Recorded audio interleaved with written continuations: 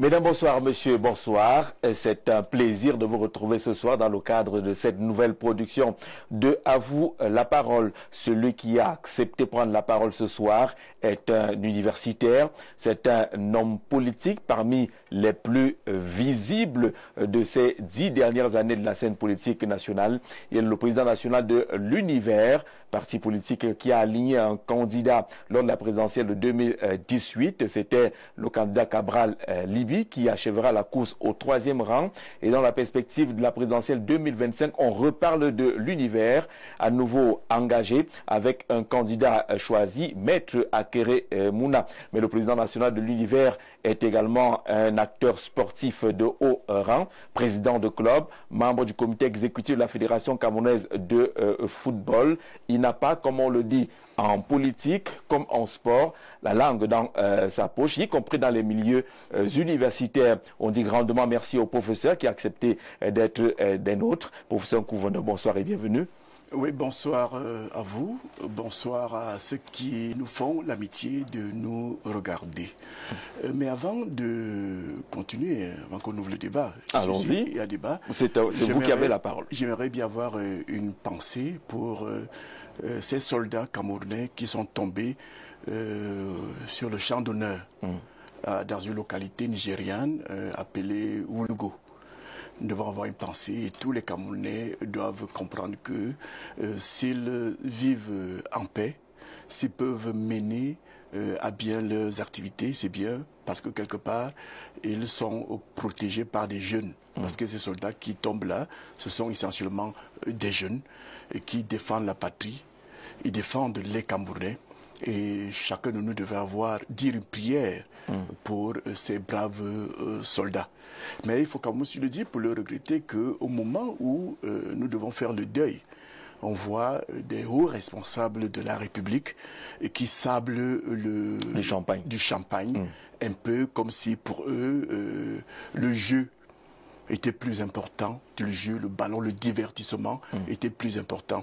Il faut savoir, même si on célèbre la victoire de notre équipe nationale, il faut avoir de la réserve face à la mort. D'accord. Surtout quand il s'agit des jeunes qui tombent sur le champ d'honneur pour nous protéger. D'accord, on dira un mot, vous allez le comprendre dans la suite de cette émission. Mais je voulais convoquer l'universitaire, certains de vos collègues et les acteurs de la société civile au mois de février dernier ont appelé à la candidature du président Paul Biya. Il y a une liste qui circule et ils sont nombreux, les enseignants d'université qui souhaitent que le président Paul Biya soit candidat à la prochaine élection. Vous n'êtes pas dans cette liste, mais quel est le regard que vous mettez? Vous imaginez que dans une liste comme celle-là, il faut savoir que je suis, sans vouloir me vanter, encore que j'en ai le droit, je ne suis pas un bouffon.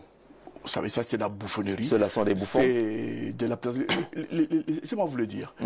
Le bouffon, c'est celui qui a initié cette liste. Je vais vous dire pourquoi il est un bouffon. Parce que près de 90% des personnes qui ont leur nom affiché sur cette liste n'ont pas donné leur consentement pour cela. J'ai pris sur moi en tant qu'homme politique, bien évidemment, ce sont mes collègues, je les connais pour la plupart. J'ai fait un sondage en appelant même certains qui ont des hautes fonctions à l'université. Et quand je leur parle de ça, ils se mettent à rire. Vous comprenez que c'est la bouffonnerie qui a été organisée, bien évidemment, par un universitaire ou alors 2 ou 3 universitaires qui veulent cette opération est conduite, je vais prendre sur moi, par le professeur Jean Gatsi, et la liste en question, on retrouve même les noms de certains qui sont décédés. C'est la preuve que c'est une bouffonnerie, c'est indigne d'un enseignant d'université. Bon, je ne sais pas le nom, je n'ai pas de preuves que ce soit lui, mais une chose est vraie, c'est que j'ai vu le nom de celui que vous venez de citer, comme j'ai vu le nom des universitaires, entre autres le chancelier des ordres académiques, ce qui laisse comprendre qu'étant un des turiféraires du régime et l'un des soutiens inconditionnels du président Paul Biya, il fait partie de l'organisation de ce que je considère comme étant une bouffonnerie. Mais alors, oui. Ce qui est gênant... Justement, qu'est-ce qui vous gêne dans cette affaire? Ce qui est plus gênant dans cette affaire, c'est que vous avez des universitaires, des citoyens qui retrouvent leur nom dans une liste comme celle-là et qui ne réagissent pas. Parce que justement, lorsque je parle à mes collègues... S'ils ne réagissent pas, c'est qu'ils qu'ils sont d'accord. Non, mais c'est qu'ils ont peur. Beaucoup me le disent d'ailleurs. Comment? Ils ont peur des représailles. Parce que les représailles, il y en a. Lorsque on se rend compte que vous n'êtes pas un soutien au régime, ou alors que vous vous opposez simplement au régime, eh bien, il y a des représailles qui ne disent pas leur nom. Vous allez voir votre carrière qui va commencer à battre de l'aile, vous serez barré de la liste de ceux-là qui sont appelés à être... Vous voulez dire que vous avez des collègues universitaires qui ne peuvent pas assumer leur position parce qu'ils veulent protéger leur carrière. Et je dis que c'est très gênant. Eh bien, je me pose bien la question, comment est-ce que quelqu'un qui a réussi à faire un doctorat, vous savez ce que c'est qu'un doctorat? Lorsqu'on fait un doctorat, on doit avoir du respect, celui qui a atteint un niveau de responsabilité. À faire un doctorat, ce n'est pas forcément un problème d'intelligence, mais c'est une question de responsabilité. On peut s'assumer seul, parce que lorsqu'on fait un doctorat, on est tout seul face au monde. Même votre directeur, il n'est pas avec vous tout le temps. Vous avez devant vous, vous avez avec vous un sujet de réflexion que le voisin ne connaît même pas. Vous n'avez plus de camarades du tout. Vous êtes seul face à votre destin. Et vous bravez une étape aussi importante de la vie. Mais au-delà, vous réussissez à être recruté à l'université, ce qui n'est pas chose facile parce que on suppose que ce sont les plus méritants qui accèdent à ce haut temple du savoir. Vous avez réussi à braver parfois des grades de recruter. Vous devenez assistant. Assistant, vous passez au grade de chargé de cours. Ça veut dire que vous avez fait des efforts, vous avez travaillé. Vous êtes seul face à votre destin. Vous passez ce n'est donc du pas grade acceptable qu'ils entrent dans ce que vous appelez... Que quelqu'un se met à avoir peur du monde, se met à avoir peur d'un autre être humain, comme lui fut-il président de la République, ne puisse pas contester le fait que son nom ait été utilisé par des... Et sur moi j'ai envie de sortir, mais comme sont des collègues, avec le respect, le minimum de respect que je leur dois. Mais il y a quand même des dizaines de noms sur cette liste-là. Mais je vous dis que la dizaines de peureux. Et puis je vais vous dire, j'étais dans mon parcours politique, je suis passé par le RDPC, et je sais comment se font les motions de soutien. Pour l'université, puisque nous en parlons, il suffit que le chancelier des ordres universitaires demande aux scolarités de lui envoyer les listes des anciens des universités. On procède à un petit toilettage, évidemment. Lorsqu'on voit un Koumvondo, on se dit, ah, celui-là, il a une grande gueule. Si son nom peut apparaître, d'ailleurs, il est déjà opposé au régime. On va barrer son nom. On va nettoyer en extirpant simplement les suspects. Ils ont ça comme ça. Et puis on balance la liste en se disant que, oh, c'est poltron. Personne ne va réagir. D'ailleurs, au sein du RDP, son enfant grandir, c'est comme ça que ça se passe. Même les motions de soutien que vous entendez claironner à longueur d'année à la suite de certains événements, ou lorsqu'il n'y a pas d'événement appelant à ce genre d'attitude ou d'activité.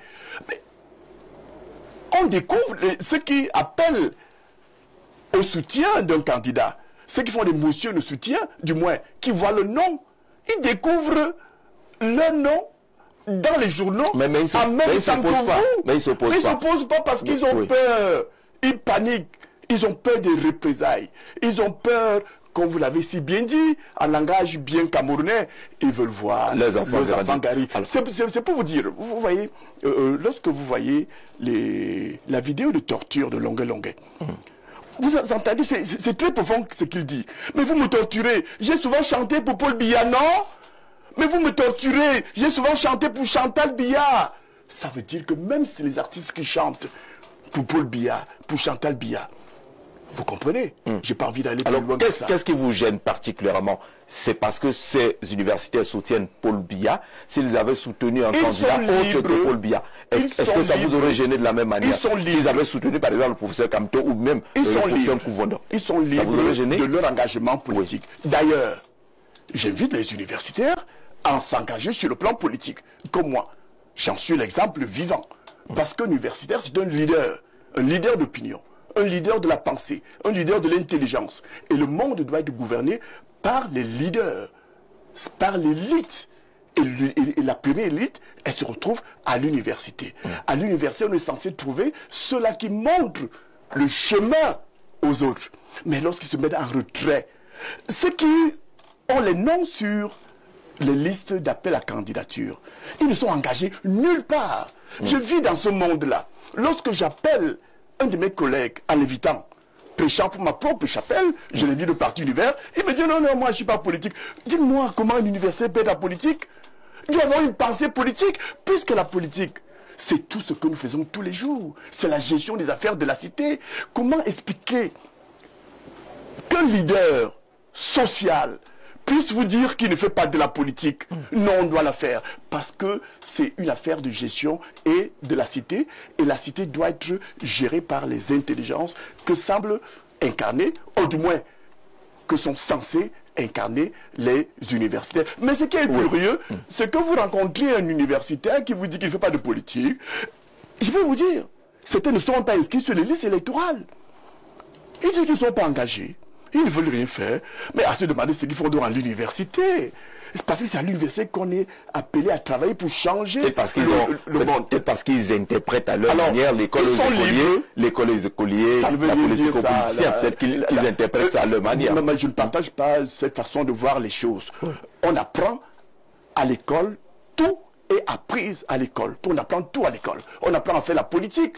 Moi, j'ai appris à faire la politique à l'école primaire déjà. Je me battais pour les chefs de classe et ça passait par des élections.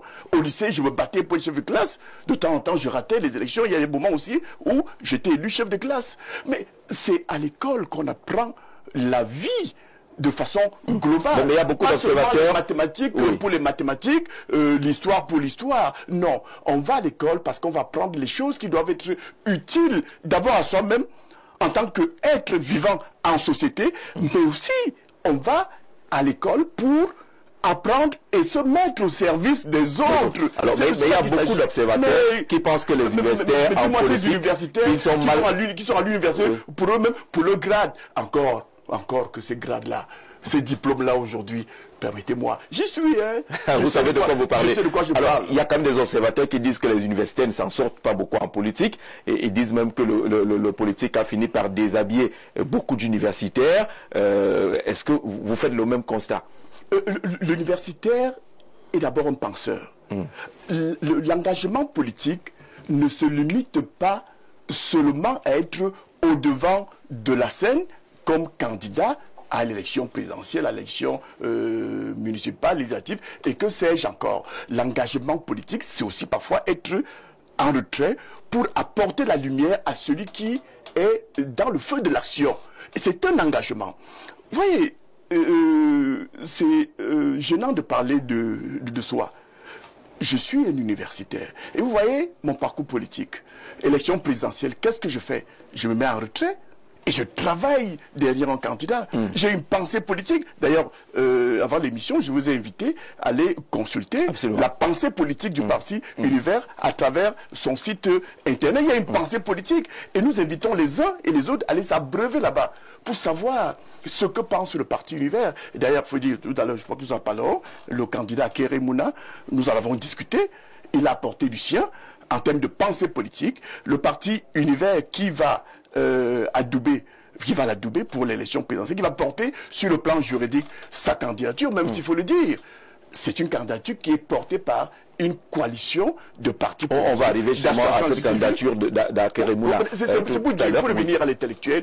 L'intellectuel, quel que soit son secteur d'activité, de réflexion, de recherche, parce qu'on fait d'abord de la recherche, quel que soit le domaine dans lequel il se trouve, il doit se poser une question. Qu'est-ce que j'ai apporté à ma société? D'ailleurs, parmi les missions de l'universitaire, il y a la recherche, il faut aller chercher la vérité, il faut aller chercher à changer le monde, s'interroger pourquoi les choses vont si mal, pourquoi il y a la boue à Yaoundé, pourquoi il y a la poussière à Yaoundé, pourquoi il y a la poubelle à Yaoundé, réfléchir. Et partager le fruit de ces réflexions. C'est ce qu'on appelle l'enseignement. Je cherche, j'enseigne. Mais il y a un autre volet qu'on semble parfois oublier des missions d'universitaires, c'est l'appui au développement. Et cet appui au développement, on peut le faire dans le domaine de la politique. On vit appui au développement. On est spécialiste de sciences politiques, on apporte son appui au développement.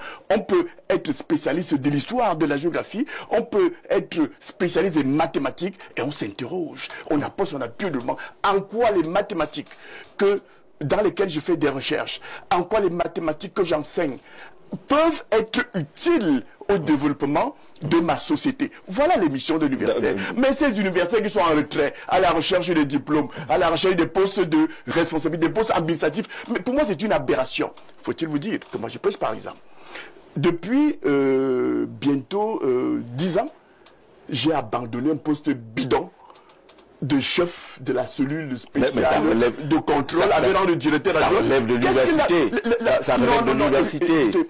Vous savez, des professeurs titulaires à l'université qui se retrouvent en train de chercher des postes de chef de bureau, de chef de service. Non, les postes qui devaient revenir aux universitaires, à l'université, sont connus. On est recteur, on est vice-recteur, on est chef d'établissement ou adjoint, on est chef de département, on est chef de laboratoire. C'est quoi cette affaire d'universitaire qu'on retrouve chargé de la scolarité? Mais mon Dieu, il y a des administrateurs scolaires universitaires qui doivent occuper des postes de ce type-là. Un universitaire, s'il n'a pas de poste administratif comme ce que je viens de citer, mais il se concentre à la recherche, à l'enseignement, à l'appui au développement. Donc honte! J'ai envie de dire ça comme ça, à ces universitaires qui courent après des postes de chef de service au ministère. Alors, on ne vous sent pas, vous les universitaires, on ne vous sent pas très solidaires. Mais attendez, vous parlez de pas très solidaires, les universitaires. Pourquoi il n'y en a pas? C'est moi que vous parlez de solidarité. Moi, je suis au Couvendon. Pourquoi ils sont peut-être pas derrière Couvendon? Pourquoi on ne voit pas? Je vous ai dit que c'est parce qu'ils ont fait un regroupement d'universitaires pour parler politique, pour proposer politique avec la science que vous maîtrisez.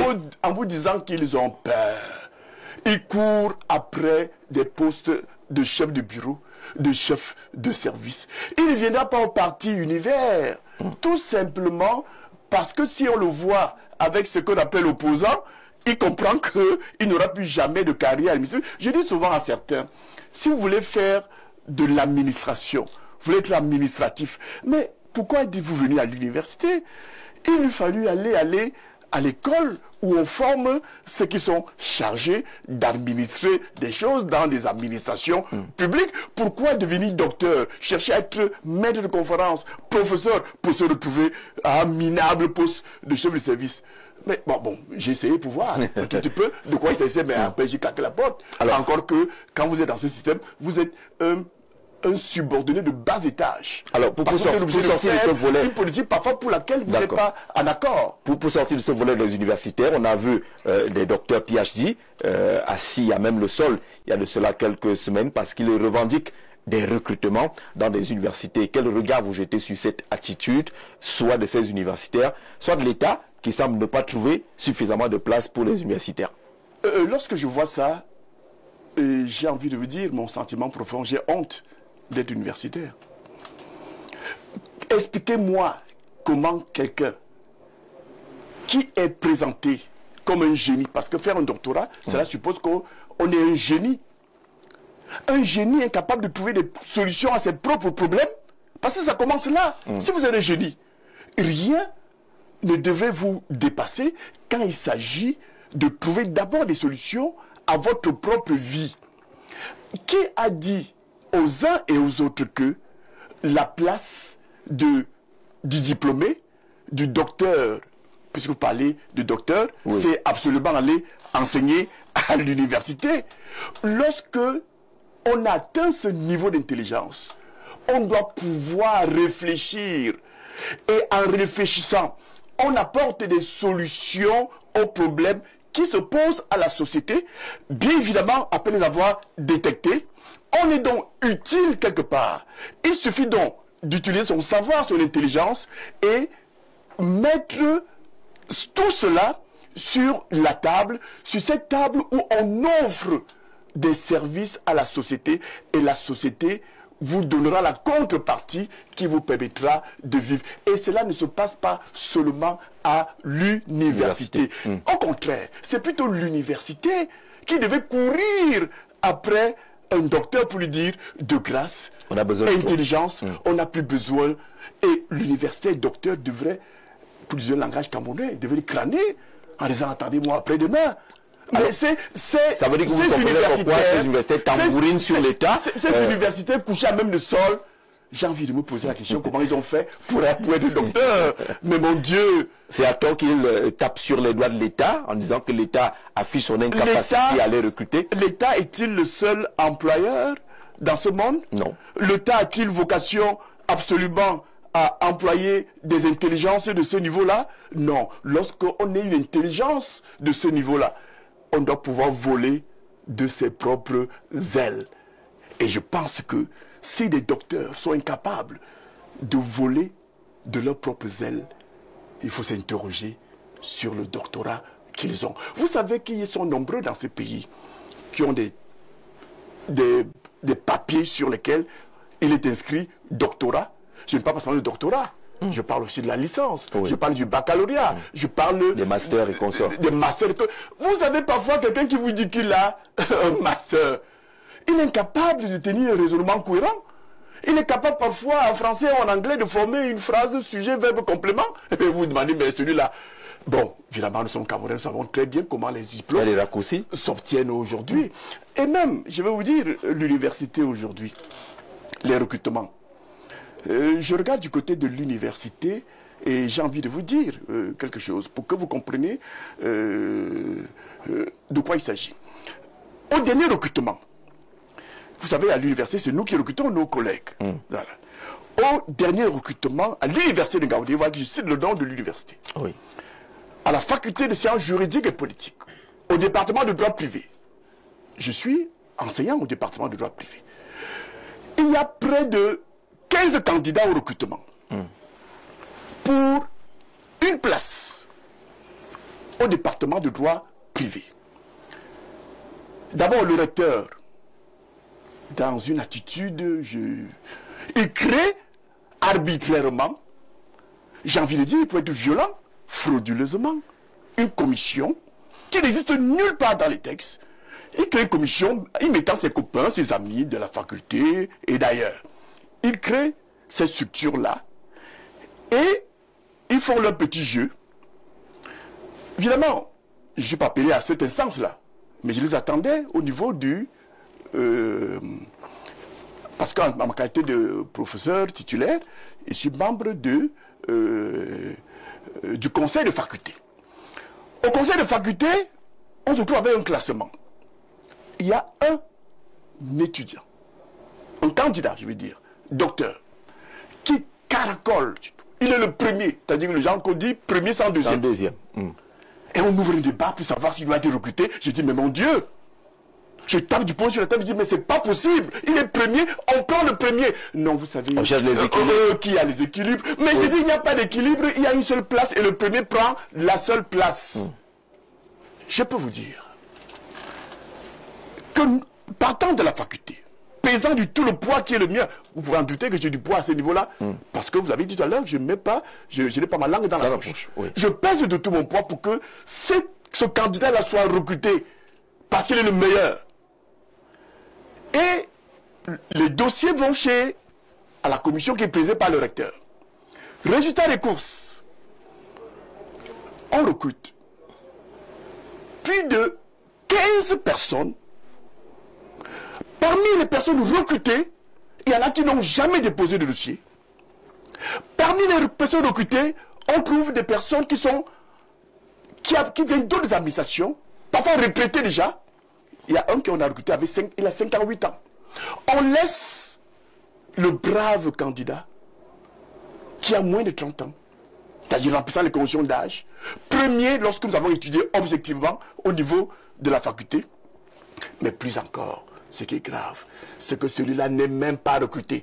Quand je vous dis des choses, j'ai des preuves là-dessus. On a envie de penser que l'université va mal. Ça va mal parce que tout le Cameroun va mal. Vous pensez que s'il y a les poubelles à Yaoundé, vous pensez que si nous vivons tous ces problèmes, bon, nous allons revenir au fur et à mesure que vous poserez les questions. Ce n'est pas l'université. L'université camerounaise n'est pas en dehors du Cameroun. Est-ce que vous voyez, vous retrouvez donc des gens comme ça à l'université. Et dans ce recrutement dont je vous parle, on privilégie des personnes qui ont le master et on laisse de côté ceux qui ont un doctorat. C'est pas croyable ça. Et je vous le dis, et je regarde le recteur de Ngaoundéré droit dans les yeux. Incroyable. Et je lui dis, monsieur le recteur, ce que vous avez fait là n'est pas bien. J'ai porté toute cette affaire à sa connaissance. J'ai écrit à monsieur le recteur de l'université de Ngaoundéré. Je continue à attendre la réponse à la correspondance que je vous ai adressée, dénonçant ce que j'ai considéré comme une fraude au recrutement à l'université de Ngaoundéré. Vous comprenez? Je le dis pour vous dire que l'université est pourrie autant que le Cameroun est pourri. Ce n'est pas exagéré que je le dis. Il suffit de passer dans la ville Yaoundé, vous comprendre que, au propre comme vous figurez, le Cameroun est entré en putréfaction.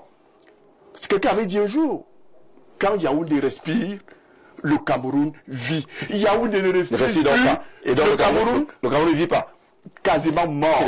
D'accord, on va tourner la première demi-heure de notre entretien qui parlait justement des universitaires qui s'engagent ou pas en politique, mais on a dit un mot sur l'état de santé de façon globale de l'université. Nous précisons que le recteur de l'université de Ngaoundéré qui nous écoute certainement a la possibilité de réagir par un droit de réponse. Monsieur le recteur, je vous ai envoyé une correspondance en dénonçant la fraude dans les derniers recrutements à l'université. Je parle devant tout le monde, devant des millions de correspondances là qui existe.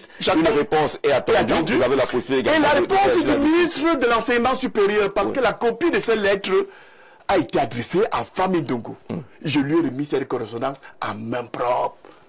Je vous le dis, mais je ne parle pas avec de l'eau dans la bouche. Monsieur Fami Ndongo, monsieur le ministre, au lieu de faire des appels à candidats, j'attends aussi que vous réagissez face à la correspondance que je vous ai adressée, dénonçant la fraude dans le recrutement à l'université. Et ce n'était pas la première fois. Je suis à l'université depuis bientôt 30 ans. Et ça a toujours été comme ça. Vous comprenez pourquoi l'université est pourrie comme le Cameroun. D'accord, on va tourner justement après la première demi-heure. Je précise que le numéro est désormais affiché. Vous envoyez vos messages par SMS ou par SMS WhatsApp. Et les questions sont adressées à notre invité, le président national de l'Univers, le professeur Prosper Nkou Vondo, dont le parti L'Univers ne sera pas absent à la prochaine élection présidentielle, parce qu'on l'a appris, et on l'a d'ailleurs reçu sur ce plateau, Maître Akeremouna a été investi par votre parti politique. Qu'est-ce qui peut motiver votre choix? Pourquoi l'Univers a choisi Akeremouna? D'abord, il faut dire que ce n'est pas seulement le parti Univers qui choisit Akeremouna. Nous nous sommes retrouvés, Akeremouna et moi, en tant que leader, lui. Vous savez qu'il est de la société civile. Avocat, ancien bâtonnier. Ancien bâtonnier. Et il a son association NAO, qui se bat aussi pour que le Cameroun, que nous vivions, un Cameroun meilleur que celui dans lequel nous vivons aujourd'hui. Nous nous sommes retrouvés dans le cadre de l'ATP. Alliance pour une transition pacifique. Pour une transition pacifique. Et de là, une amitié est née entre nous parce que nous partagions, nous sommes découverts mutuellement. Nous partagions un certain nombre de choses sur le plan politique. Mais il faut dire que nous ne nous accordions pas là-dessus, sur une éventuelle candidature. Parce que je me disais, et comme nous disons au Parti Univers, dans un premier temps, nous avons un tout petit peu été déçus à partir de notre alliance avec le mouvement 11 millions. Et avant le mouvement 11 millions, nous avons été aussi déçus dans le cadre d'une alliance en 2016 avec le MRC, avec l'UPC des fidèles, avec Kawala, le parti de Kawala. CPP. CPP, vous vous souvenez, lorsque nous avons été arrêtés, menottés et embastillés après avoir été arrosés un peu. Nous avons été faits prisonniers. Voilà, au sortir de là, eh bien, le mouvement vola Nicolas. avec le parti, avec le mouvement 11 millions, le projet que nous avions, qui est un projet qui ne se limitait pas à l'élection présidentielle. C'était un projet politique qui devait s'étendre sur 10, 15, 20 ans. Nous avons été déçus. Donc il y avait cette réserve du parti Univers pour s'engager dans une autre coalition. C'est vrai, il faut bien qu'on le dise. Lorsque nous nous engageons avec l'ATP, oui, il n'est pas question d'élection présidentielle. Il s'agit de penser un projet de transition politique parce que le Cameroun en a besoin. Que les Camerounais puissent... Justement, il y a eu ce débat sur la transition. Oui, on n'a pas toujours bien cerné pourquoi vous parlez de transition. Et nous continuons d'ailleurs à en parler avec Mouna. Qu'est-ce qui imposerait une transition dans le cadre de la transition politique au Cameroun? Mais alors, le mot transition semble faire peur aux uns et aux autres parce qu'en Afrique, on a souvent connu ce nom parce qu'il est utilisé très souvent à la suite des coups d'État, de renversement des régimes. Mais le mot transition, il faut le prendre dans son sens tel qu'il est défini dans le dictionnaire. La transition. Je suis en transit. Lorsque vous allez, par exemple, au Canada, il peut vous arriver de transiter par Paris. Il y a une transition. Oui. Voilà. Donc c'est le passage d'un point à un autre en observant une petite pause, une transition. Dans la vie, il y a des transitions. De l'enfance à l'adolescence. Transition de l'adolescence à la jeunesse, de la jeunesse à l'âge adulte. Ce sont des transitions. Oui. Le Cameroun a été pensé, a été conçu, doit même son existence à d'autres. Aux autres, oui. Pas aux Camerounais. Le nom Cameroun, il vient d'où? C'est pas moi de poser la question. Ce sont les Portugais qui viennent nous donner un nom et nous en sommes fiers. Oui. Vous pouvez en être fiers, c'est pas là le véritable problème de fond. Nous sommes des Camarouès, des crevettes. On nous a appelés crevettes et nous acceptons gentiment, docilement que nous sommes des crevettes. Peu importe. On a tout reçu des autres. Vous êtes nous avons reçu des autres. Lorsque les Allemands arrivent dans ce qu'on appelle aujourd'hui le Cameroun, ils ne demandent pas notre avis. Ils dessinent la carte du Cameroun sans nous, avec toutes les conséquences que cela peut entraîner sur le plan des recoupements, des familles, des tribus, et que sais-je encore. Lorsqu'après la Première Guerre mondiale, les Français et les Anglais débarquent au Cameroun, ont-ils demandé notre avis? Non. Les Portugais, les Allemands, les Français, les Anglais sont venus par les poches vides, par les sangs vides, avec des institutions qui sont les leurs, ne cadrant pas avec les réalités qui sont les nôtres. Ils nous ont vendu, entre guillemets, ces institutions et nous les avons achetées, malheureusement, sans mode d'emploi. Ce qui explique aujourd'hui que nos institutions soient plombées, ne fonctionnent pas, parce que nous ne les comprenons pas. Les institutions, l'institution du président de la République, du Sénat, de l'Assemblée nationale, de la justice telle qu'elle est conçue aujourd'hui, c'est le fruit d'une histoire qui n'est pas la nôtre. Oui. Et les autres ailleurs comprennent parce que c'est le fruit de l'histoire. Mais nous portons ces chapeaux qui ne sont pas taillés à notre mesure. Et il est grand temps. C'est ça la transition. Vous convoquez une transition. Nous devons dire au Cameroun, nous observons un temps d'arrêt. Nous nous regardons. Nous faisons un bilan. Évidemment, il n'est pas question d'effacer l'histoire, non. Parce qu'on ne peut rien. Mais essayons de faire quelque chose comme un mélange, en allant aussi puiser. En tout cas, la transition, de notre point de vue politique, il va s'agir. C'est pas un projet à court terme, finalement, lorsque vous expliquez. Ça ne peut pas être à court terme, mais les fondations de cette nouvelle république, de cette nouvelle société camerounaise, doivent être mises sur le plancher. Et la période transitoire que nous demandons, que Mouna demande, avec tout ce qui l'accompagne, c'est une période de 50-10 ans pour que les Camerounais puissent s'asseoir autour d'une table et repenser leur pays en partant de leur histoire, en faisant le bilan de cette histoire, en faisant le bilan de l'expérimentation des institutions qui ont été reçues d'ailleurs, en injectant de leur culture, en injectant de leur vécu quotidien, un nouveau contrat social. Vous savez, contrat social tel que nous l'enseigne Jean-Jacques Rousseau. On se met en société, on discute et on s'accorde sur les normes qui doivent gouverner notre société. Parce que la société est essentiellement faite des normes de conduite. Ces normes de conduite qui doivent nous conduire à des meilleurs pâturages. Je veux dire, à un bien-être. Mais dites-moi, quand vous voyez les institutions qui sont les nôtres, pensons-nous un seul instant que ces institutions nous conduisent à un meilleur être? Mais la question est là. Lorsque vous présentez, quand vous présentez devant les Camerounais aujourd'hui qui ont des problèmes existentiels, qui manquent de tout ce qui est basique, vous leur rappelez que oui, il faut d'abord repartir, rebâtir, reconstruire une véritable refondation. Si on s'en tient à votre discours, cette transition-là, ils veulent des réponses. Oui, ils veulent des réponses. Je veux bien. Oui. Je veux bien.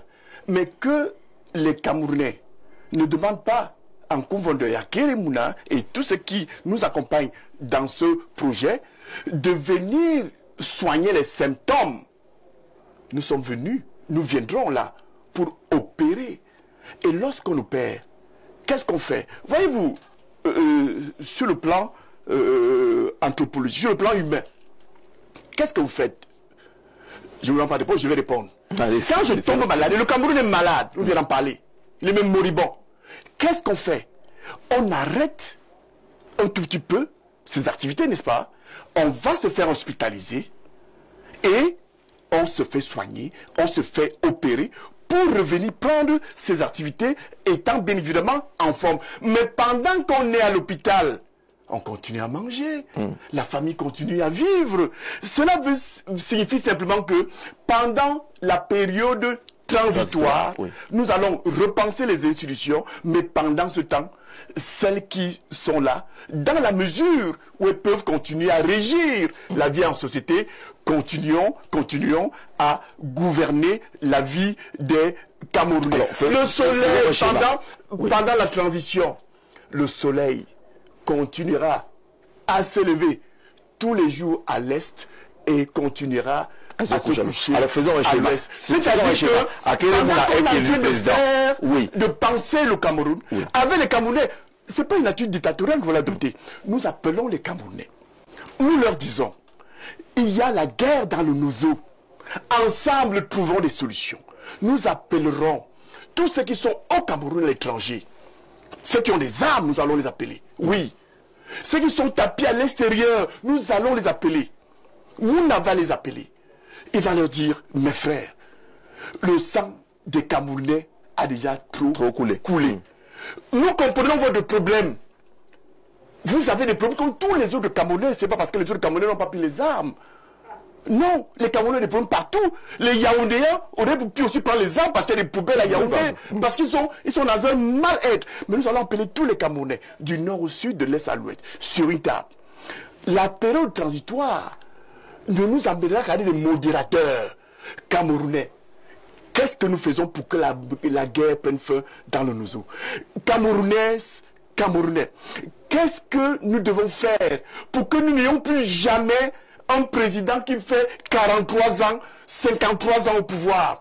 Camerounaises, Camerounais, a-t-on vraiment besoin d'un Sénat tel que nous le voyons aujourd'hui? Camerounaises, Camerounais, a-t-on vraiment besoin d'une justice telle que nous la voyons aujourd'hui? Vous voyez un peu, dis-moi peu. Alors, vous avez demandé un schéma. Vous avez demandé un schéma. Sur le plan symbolique. Akeremouna est élu. Moi, je suis chrétien. Ça lui prend combien de... Oui, il faut qu'on comprenne bien. Voyons notre justice. Regardez les touches qui font si peur aux justiciables.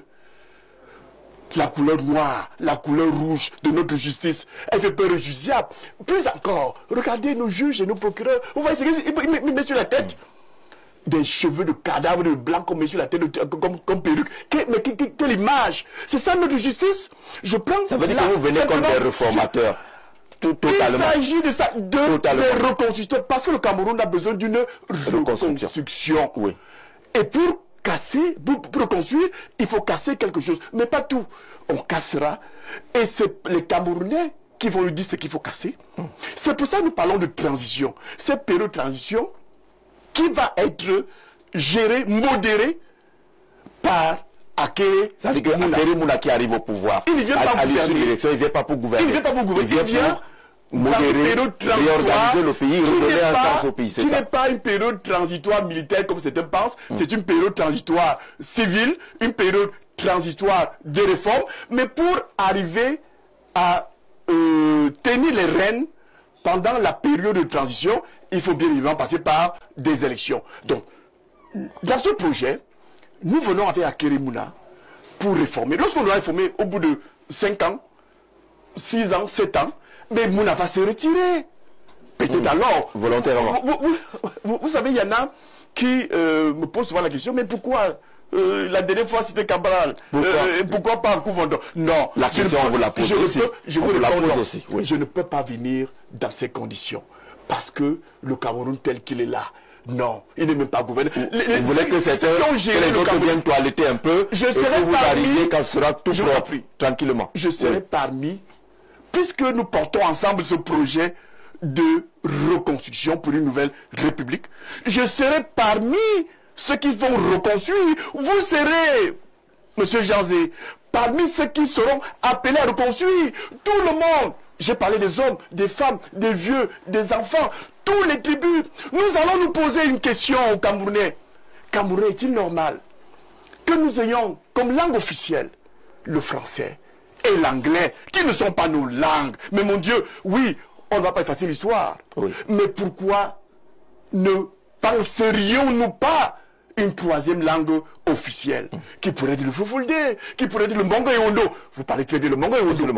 Qui pourrait être le Pidgin? Oui. Pourquoi ne pouvons-nous pas appeler nos universités? Tiens, nous en parlons tout à l'heure. Il y a des linguistes à l'université. Pourquoi ceci pendant 15 ans, 20 ans, 30 ans, 40 ans? Parce qu'il faut-il vous dire? Vous dites totalement que le Cameroun est à refaire, comme vous l'avez dit. Il est à refaire, mais la période transitoire que demande Akere Mouna, et vous serez appelés à ces reconstructions, et là pour mettre en place des fondations. Un pays ne se reconstruit pas en 7 ans. Un pays ne se construit pas en 5 ans. Un pays se construit pendant 40 ans, 50 ans, 60 ans, 70 ans. Tout à l'heure, je vous ai parlé des institutions. Ça veut dire que vous devez être indulgent. On est jeune encore. On est en phase de reconstruction. Vous devez pas être très dur envers ceux qui ont... Je ne sais même pas si le Cameroun dont je parlais des années. Je ne sais même pas si ce Cameroun dont je parle des années. Nous avons encore le Cameroun des Allemands. Nous avons encore le Cameroun des Français et des Anglais. Nous parlons français et anglais. Nous voulons un Cameroun où il y aura, oui, le français, oui, l'anglais, mais soyons aussi un peu nous-mêmes. Pour que nous puissions, lorsque nos militaires sont au front, qu'ils puissent communiquer étant au Nigeria sans que l'ennemi puisse comprendre. Parce que s'ils ne parlent que le français et l'anglais, mais s'ils parlaient le Mbongo et Ondo, mais professeur Kouvondon, pourquoi le mercenaire qui vient du Sahara, pourquoi vous désolidarisez de l'ATP alors que vous tenez pratiquement le même discours que Olivier Billet? Je vais être clair. Oui. C'est parce que nous avons compris que à l'ATP, c'est une affaire de duperie. Pourtant, le discours est le même. Oui, le discours est le même au fond. Oui. Le discours est le même. Encore qu'il faut que je vous le dise, je suis l'un des concepteurs du projet de l'ATP, avec des acteurs. Nous sommes assis et on a pensé ce projet.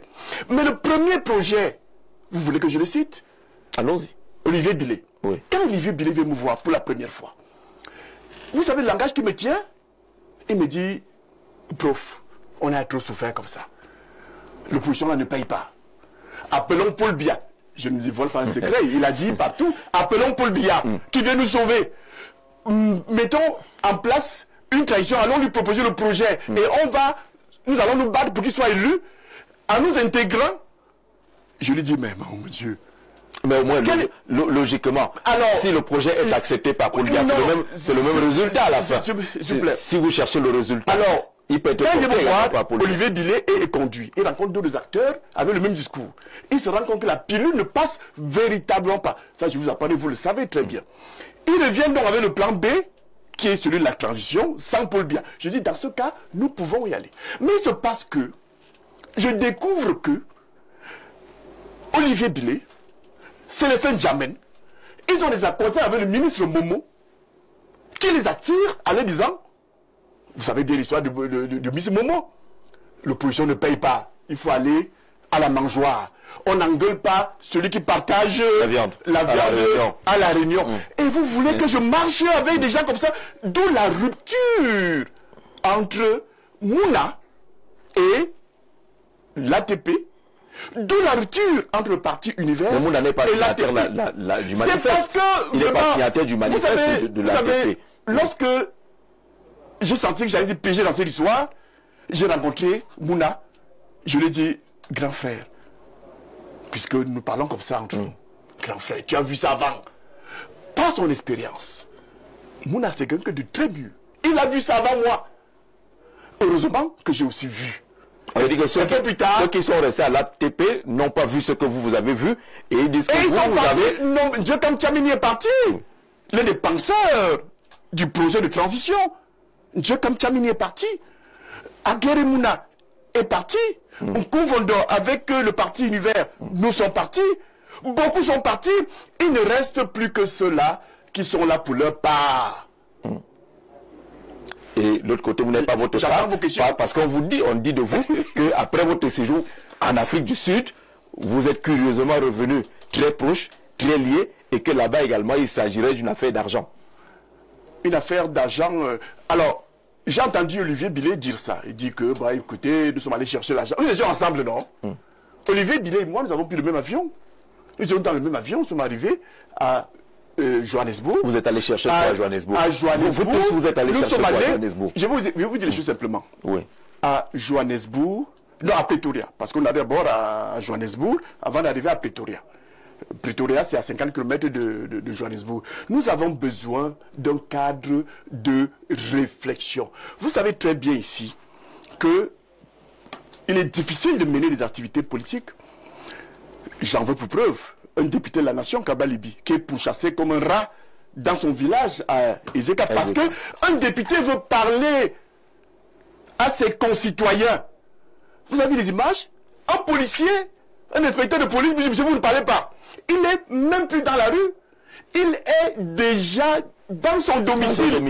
Oui. Et le policier entre dans sa chambre et lui dit, monsieur, vous ne parlez pas.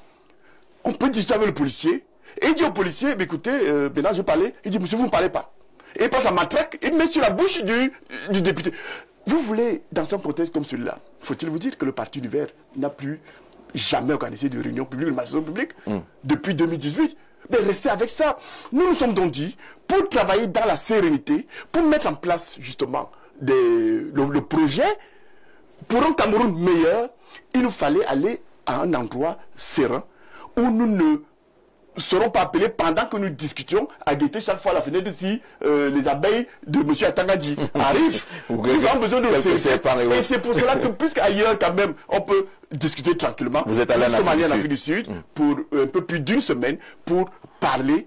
Et c'est de là qu'est né le nouveau projet, bien raffiné cette fois-là, qui n'est plus le projet de l'ATP. L'ATP dit un nouveau projet. Que vous veniez à l'ATP en pensant que vous alliez être directement adoubé. Pourtant, le projet n'est pas celui de l'élection présidentielle. Et qu'il y a un processus qui est ouvert jusqu'à présent avec élection primaire, digitale et autres. Vous ne vous sentiez pas à l'aise. Et vous, en tout cas, le discours que vous tenez là ne peut pas me concerner.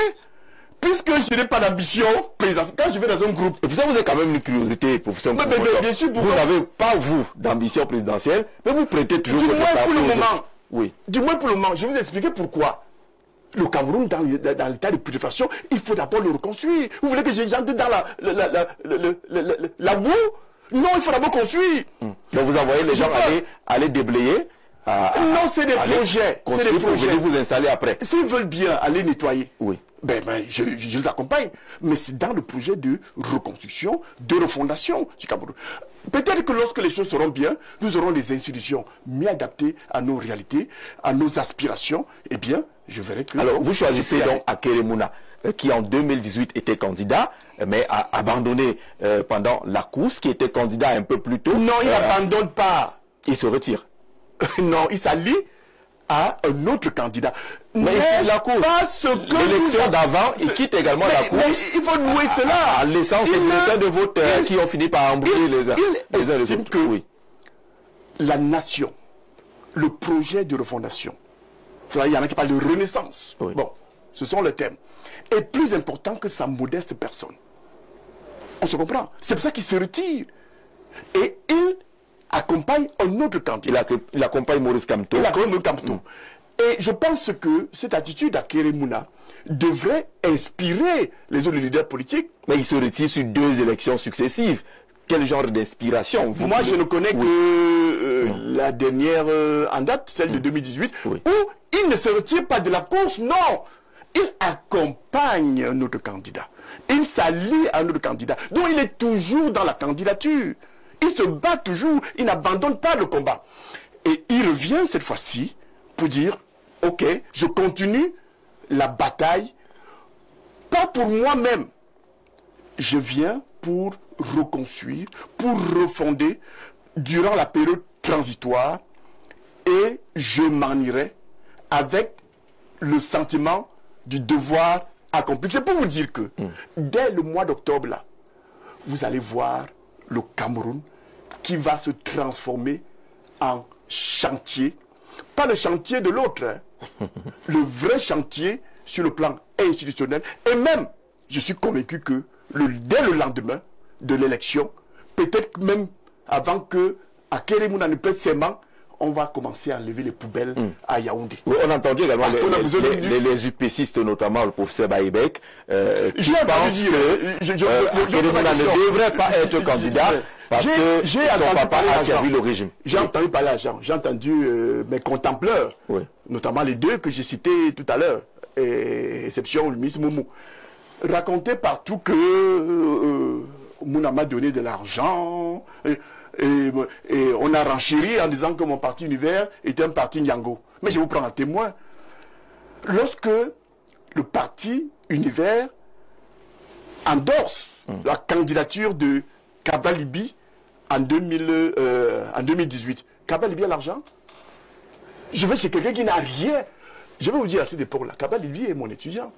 Parfois, c'est moi qui prends l'argent dans ma poche pour lui dire, va nous acheter les soins, et à côté là, c'est moi qui lui paie le taxi. Et alors, si je suis quelqu'un qui cherche de l'argent, c'est chez Cabral Libi que je vais pour une investiture. Vous êtes convaincu que Cabral Libi a été investi sans bourse de lié, puisqu'il n'en a pas. Revenons à Keremouna. Alors, vous pensez la que... politique, par exemple. Vous pensez... Sur l'argent d'abord, et puis vous revenez sur la politique. Oui, je vous en prie. Si je dois chercher l'argent dans ce pays, je vais chez qui? Chez Keremouna. À Keremouna, l'argent?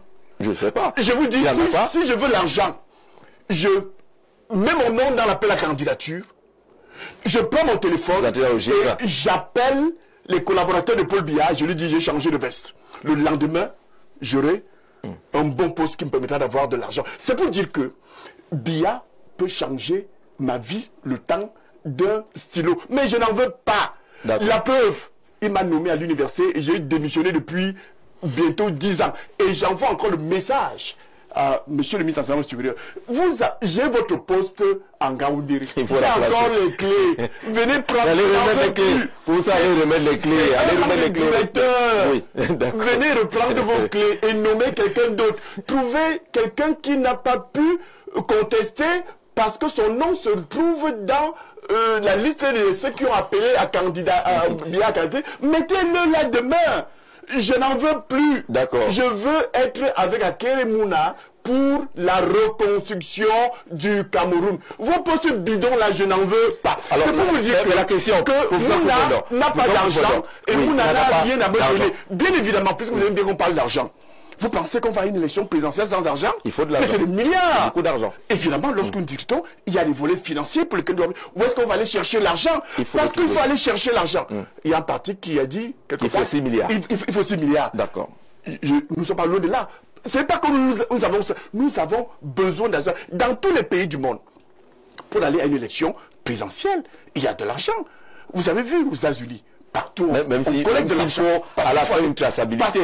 Parce qu'on a besoin d'opérer beaucoup de dépenses aux collections présidentielles. Il y a des meetings, il y a des flyers, il y a des publicités à faire, etc., etc. Il y a des déplacements, parcourir le Cameroun. Vous savez combien ça peut coûter seulement en carburant? C'est beaucoup d'argent. Je voudrais quand même vous réagir par rapport à cette sortie du professeur Jean Baïbek, qui estime que Mouna n'est pas un candidat crédible parce qu'il faut bien qu'il gère le passif du papa Mouna, Salomon Tandé Mouna, qui a été dans les affaires, dans le régime, et qu'il est mal placé aujourd'hui, lui, pour appeler au changement du Cameroun, alors qu'il est de ceux, peut-être par ricochet, qui ont géré ce pays. Vous voulez dire que lorsque vous avez... C'est du professeur Baïbek sur ce plateau. Oui, ça c'est... Beaucoup de personnes le disent. Vous pensez que tout enfant est forcément la continuité de son père? J'ai envie de vous dire, mon père m'avait toujours dit, mon fils, ne fais jamais de politique. Vous voyez que je suis en plein dans la politique? Non. Vous n'êtes pas obéissant alors. Ça c'est pas pour voir les choses. Mais il faut savoir que un bon fils est appelé à dépasser son père, à faire des choses parfois que son père n'a pas eu à faire. C'est pour cela que le monde évolue. Si mon père allait à dos d'âne, moi je dois aller en moto. Si mon père allait en moto, moi je dois aller en voiture. Si mon père allait déjà en voiture, moi je dois chercher un jet privé. C'est ça le monde. On ne s'accroche pas au passé, on ne s'accroche pas à son père. Et vous pensez que Akere Mouna est forcément la continuité de son père? Dites-moi, Mouna dont vous parlez, qui a été un dignitaire de ce pays. Salomon Tandé Mouna. Salomon Tandé Mouna. Oui. Premier ministre. Président de l'Assemblée nationale. Oui. Et que vice-président même avant. Oui. Il a lutté contre la corruption comme son fils Akere Mouna. Voyez bien que Akere Mouna se retourne contre le système politique qui a été nourri dans lequel son père était. C'est courageux. C'est pour vous dire que il est Akere Mouna n'est pas Salomon Tandé Mouna. Et puis, je peux vous dire d'ailleurs que c'est une des choses qui m'a séduit parce qu'il faut comprendre. Pour aller à une élection présidentielle, pour diriger un pays, il faut le connaître. Il faut le connaître. Même si on ne partage pas la gouvernance qu'on vit, mais on connaît. Mais Mouna a l'avantage.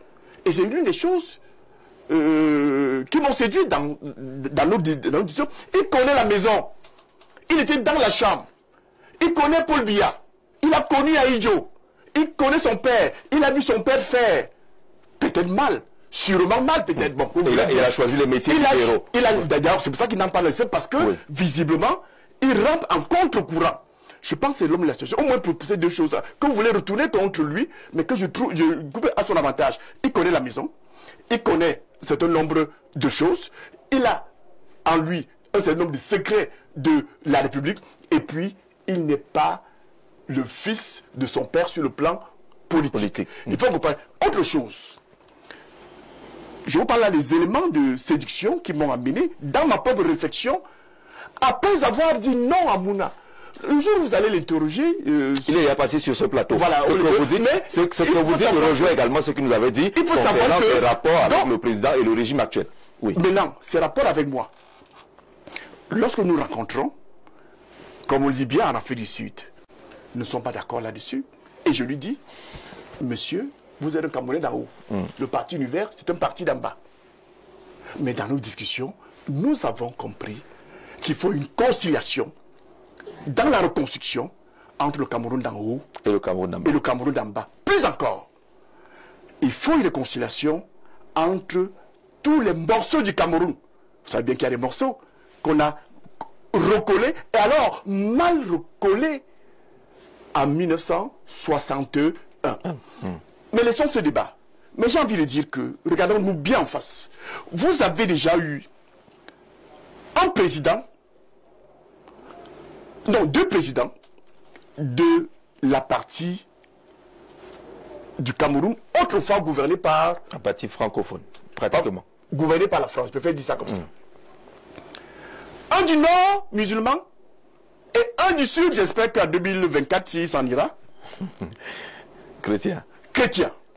N'est-il pas grand temps, dans l'intérêt du Cameroun, que nous pensions aussi à cette communauté, je ne dis pas anglophone, d'abord ils ne sont pas anglophones, à ces frères qui ont accepté être avec nous en leur disant, venez aussi un peu nous montrer comment on peut gouverner. Encore que, il faut vous le dire, il y a une gouvernance inspirée de l'anglophonie Qui la rigueur semble exceller. Essayons aussi un peu. Oui. Peut-être aujourd'hui nous allons revenir de ce côté. Mais pour construire un pays, on a besoin de toutes les composantes. Et c'est un triangle. Nous avons eu le sommet du triangle avec Aïdjo. Nous avons eu une partie de la base du triangle. Allons un peu du côté ouest. D'accord. Vous voyez que j'ai 3 éléments qui m'ont, après réflexion, après avoir dit non à Kerimuna, qui m'ont amené à dire, Finalement, je crois que ce monsieur, c'est une association. Je n'ai pas envie d'aller plus loin parce que j'ai d'autres arguments que j'aurais pu développer ici pour vous dire pourquoi le Parti Univers, avec l'UPC, l'Union des populations du Cameroun, avec le PAP, avec le Parti des peuples, si je mets à griner, les autres partis et organisations, une vingtaine de partis, plus maintenant aujourd'hui, qui accompagnent dans le cadre de l'Union pour la reconstruction du Cameroun. Alors, on va prendre une respiration, le temps d'accueillir Nadège Yougen, qui est en contact avec les internautes. Elle a certainement recensé quelques questions et quelques préoccupations. Vous comprendrez que certaines de ces questions vont peut-être nous plonger déjà dans le sport, parce qu'on ne peut pas voir le professeur Kouvanda sur le plateau et ne pas évoquer le football en l'occurrence. On prend une respiration et on accueille Nadège.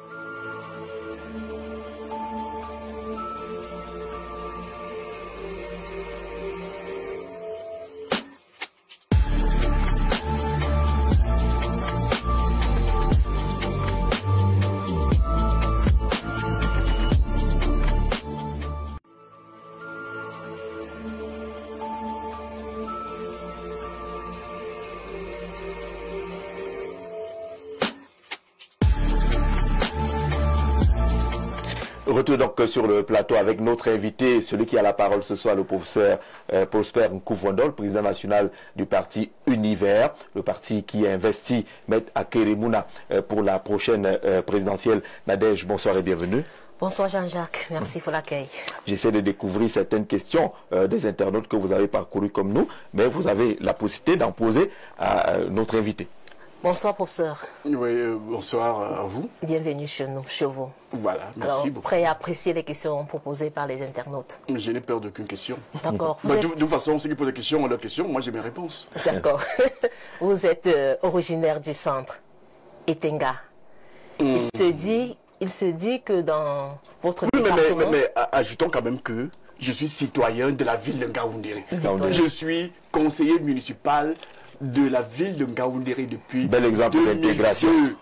J'étais premier adjoint maire de la ville de Ngaoundéré. Pourquoi on veut toujours me coller la Mofwa Kono? Non, j'ai choisi, comme certains choisissent leur nationalité, j'ai choisi d'aller en Ngaoundéré. J'y suis depuis 30 ans. C'est ma ville. Je prendrai ma retraite installée dans cette ville-là. Peut-être que quand je serai mort, c'est les vivants, les suivants feront encore ce qu'ils veulent. D'accord, professeur. Dans votre département ou dans votre arrondissement, il se dit que vous avez... Non, pour revenir au centre. Nous sommes au centre. Voilà. On va parler de la Mofouako, non? Mais parce que moi, mon département, c'est la ville, ma ville, c'est Ngaoundéré. Il se dit que vous n'avez pas d'élu. Alors qu'à Ngaoundéré, vous avez des élus. Est-ce à dire que vous êtes plus aimé dans la Damawa que dans votre village? Je n'ai pas à être aimé. Je ne cherche pas à être aimé. D'ailleurs, je me méfie même de ceux qui disent qu'ils m'aiment en dehors de mon épouse. Mon épouse même, ça me suffit. Encore que Bon, je dis mon épouse même, mais le reste là, je n'ai pas besoin de leur amour. Je veux qu'on me respecte. Voilà. D'accord. Et si on refuse de me respecter, je me fais craindre. Et de la crainte vient le respect. Donc, qu'ils m'aiment ou qu'ils ne m'aiment pas, qu'ils soient de Ngaoundéré ou de Bikop, ou de la Moufakona ou de la Vina, je m'en moque, je vais être respecté. Professeur, il s'est dit que vous êtes du camp Eto.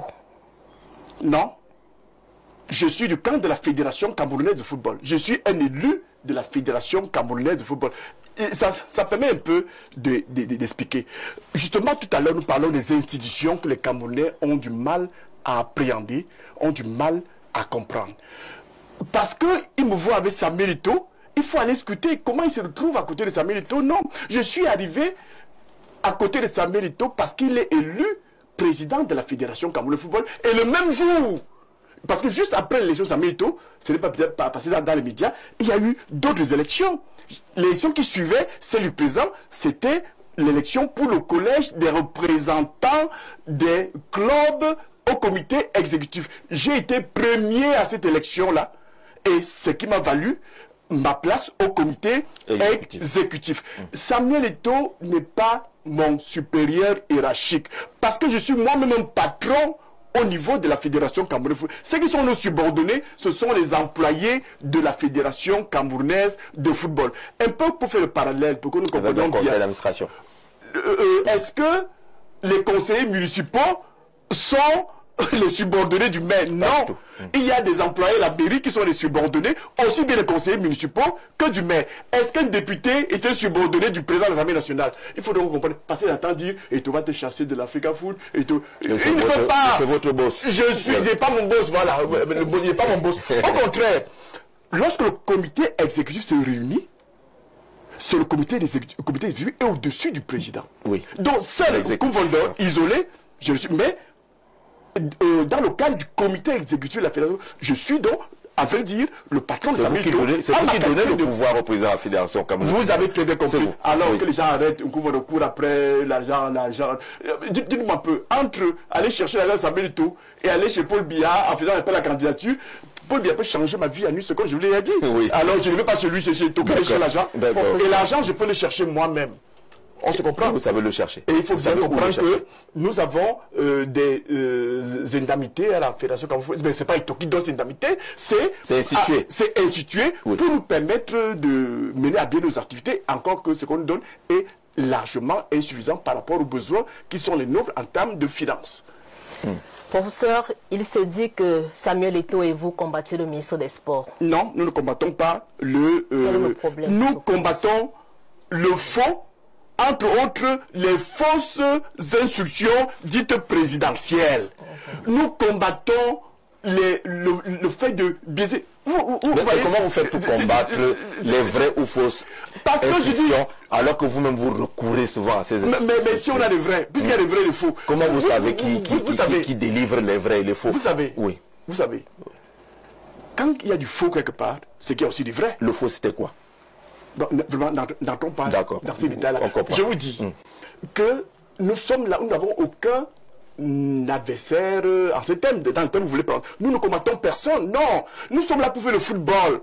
Nous avons été élus pour faire développer le football, faire jouer le football aux Camerounais, animer l'activité football, gérer l'activité football. Comment on se retrouve avec des discussions bidons avec les ministères des Sports? Est-ce que ça ne dure pas un peu ce qu'on vit aujourd'hui? Ça fait 3 ans de chamaille, de querelle, pas seulement avec le ministère, les Camerounais entre les Camerounais, les Iboux et les Églisiens. Demandez au ministère des Sports ceux qui viennent chercher dans les affaires, dans la gestion du football. Mais mon Dieu, est-ce que c'est mais qu'est-ce que vous venez chercher là?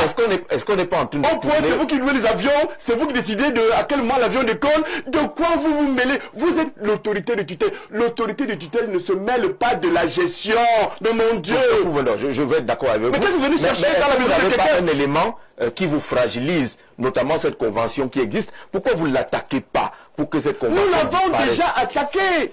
Mais nous sommes au Cameroun, il y a des présenteurs. Les gens ne veulent pas lâcher de l'Est. Cette convention, vous savez par qui elle a été signée? Je crois que c'est là-bas le problème. Elle a été signée par 2 ministres des Sports. Oui, Joseph Ouna, l'homme du régime, et à son âme. Oui. Adoum Galoua, ministre des Sports. Oui. Ils ont joué à ce jeu en mettant un ancien ministre des Sports, au comité de normalisation, par des mécanismes comme le système sait bien le faire, on a placé Joseph Owona, ministre des Sports, ancien ministre des Sports, l'homme du système, parce que la vérité est où?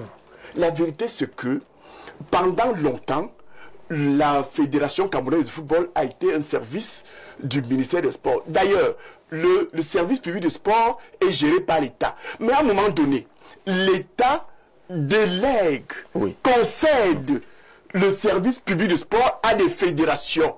Mais comme les malins savent bien le faire, on vend la chèvre, on concède la chèvre et on obtient la côte. On a dit, coupez cette corde. La FIFA vous dit, il faut arrêter ça. Mais pourquoi est-ce que la communication ne vise pas, je peux vous dire aujourd'hui, semble ne pas viser l'objet central du problème qu'est la convention? Cette convention scélérate. Oui. Nous la dénonçons. Mais ils ne veulent pas. Pourquoi vous aimez tant le football? Pourquoi vous aimez tant? Vous voyez, tout le monde aime le football, hein? Non, mais ils aiment pour la gestion. La vérité, c'est qu'ils aiment beaucoup l'argent du football. Parce qu'il y a allez chercher l'argent du football ailleurs. Laissez les ayants droit de la gestion de l'argent du football. Ils ont investi pour ça. Est-ce que vous savez, quand vous voyez le comité exécutif là, j'entends les gens dire que je suis là pour chercher l'argent. Je dépense près de 50 millions dans mon club de football. Et c'est un petit club. C'est-à-dire que c'est moi qui nourris la fédération. Parce que la fédération, c'est l'ensemble des clubs. Et c'est l'ensemble des contributions des investisseurs dans le football, entre autres, quelqu'un comme moi. J'ai Gaoudier Football Club, vous y trouverez des poussins, des benjamins, des cadets, des juniors et l'équipe senior. Bientôt, on va lancer une équipe féminine et une équipe... C'est beaucoup d'argent. C'est beaucoup d'argent que nous mettons dans le football. Les autres veulent venir gérer. Et vous allez voir, voyez un peu, ceux qui sont au ministère là, qui ne comprennent rien d'ailleurs aux affaires du football, qui ne comprennent rien aux affaires du sport, je le dis parce que c'est de quoi je parle. Vous avez des gens qui étaient au lycée. Il ne faisait même pas le sport. Il était inapte au lycée. Ouais, mais il a eu le bac. Le sport. Il a eu le bac. Le sport ne l'intéressait pas du tout. Oui. Il a eu une licence en géographie ou je ne sais pas en littérature quoi. Il se trouve en chômage et par une technique que seul connaît le système de népotisme, il se retrouve à l'INGS.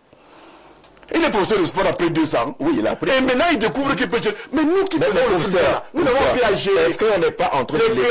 Les ligues dans le quartier. D'accord, pour ça. Mais est-ce qu'on n'est pas en train de laisser les Camerounais aller à des débats inutiles sans qu'on oriente le débat vers la fin des discours? C'est vous qui m'amenez justement vers la question de fond. Je suis un homme politique. Vous êtes un enseignant. Je viens de... Est-ce que vous ne dites pas à Samuel Eto'o à la fédération que... De la reconstruction du Cameroun, on est dans la poubelle. Mobilisons le pays pour rompre, pour briser cette convention. Je vous le dis, mais en face, il y a des résistances. Ils ne veulent pas. Ils veulent s'accrocher à la corde. Il ne nous fait pas avancer finalement. Mais qu'est-ce que vous en savez? Je vous dis que nous avons déposé au ministère des Sports. Si j'avais prévu ces questions, je vous aurais apporté aussi le numéro de la décharge, de la correspondance que la Fédération camerounaise de football a adressé au ministère des Sports pour dire nous ne voulons plus de cette affaire. Vous écrivez plus haut que le ministère. Vous savez, vous avez le même couloir. Pourquoi est-ce que vous ne déposez pas le dossier dans le couloir le plus haut parce que vous avez des longs bras? Vous voulez que pas là-bas. Vous voulez que je viens dévoiler ici tous les secrets de notre... Alors, pour que les Camerounais comprennent que le vrai combat semble ne pas être mené. Le vrai combat qui est la convention. Qu'on le veuille ou pas, tant que la convention existe, il y aura la même mise de le vrai combat, il est au niveau du respect des normes à la matière. Le respect de la Constitution. Le respect de la loi camerounaise en matière de sport, puisque nous y sommes. Le respect même de cette convention. Parce que figurez-vous qu'ils ne respectent même pas cette convention. Qui a dit au ministre que c'est lui qui a nommé l'entraîneur de football? Mais c'est une aberration. Pour être violent, chef, il dit que c'est même une imbécilité.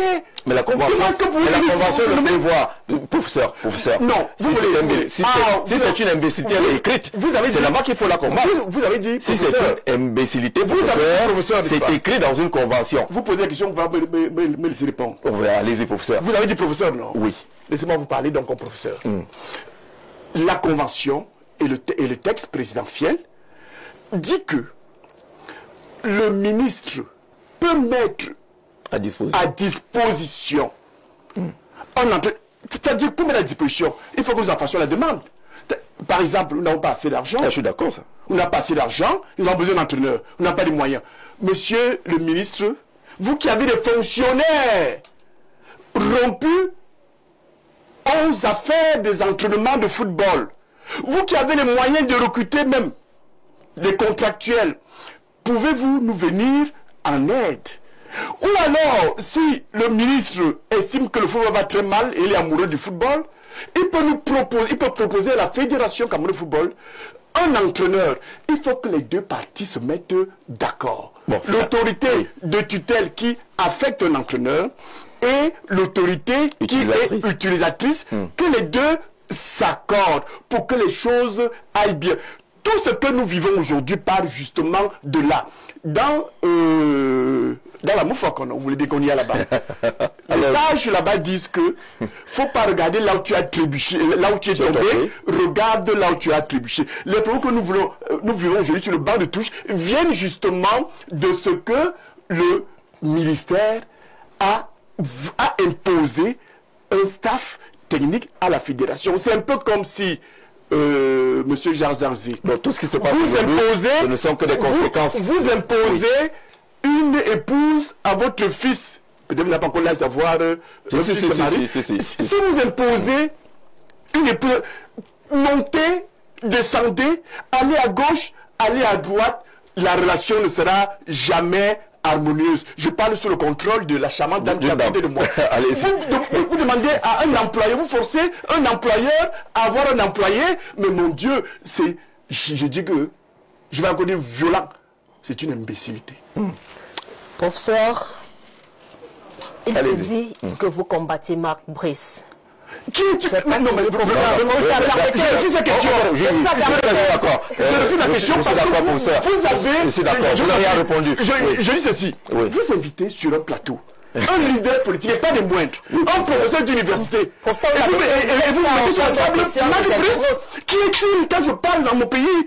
Vous ne parlez pas d'un inspecteur de police pour venir parler là où un professeur d'université parle. Vous dites, j'ai un problème avec Marc Brice. Qui est-il? Je n'ai pas de problème avec lui.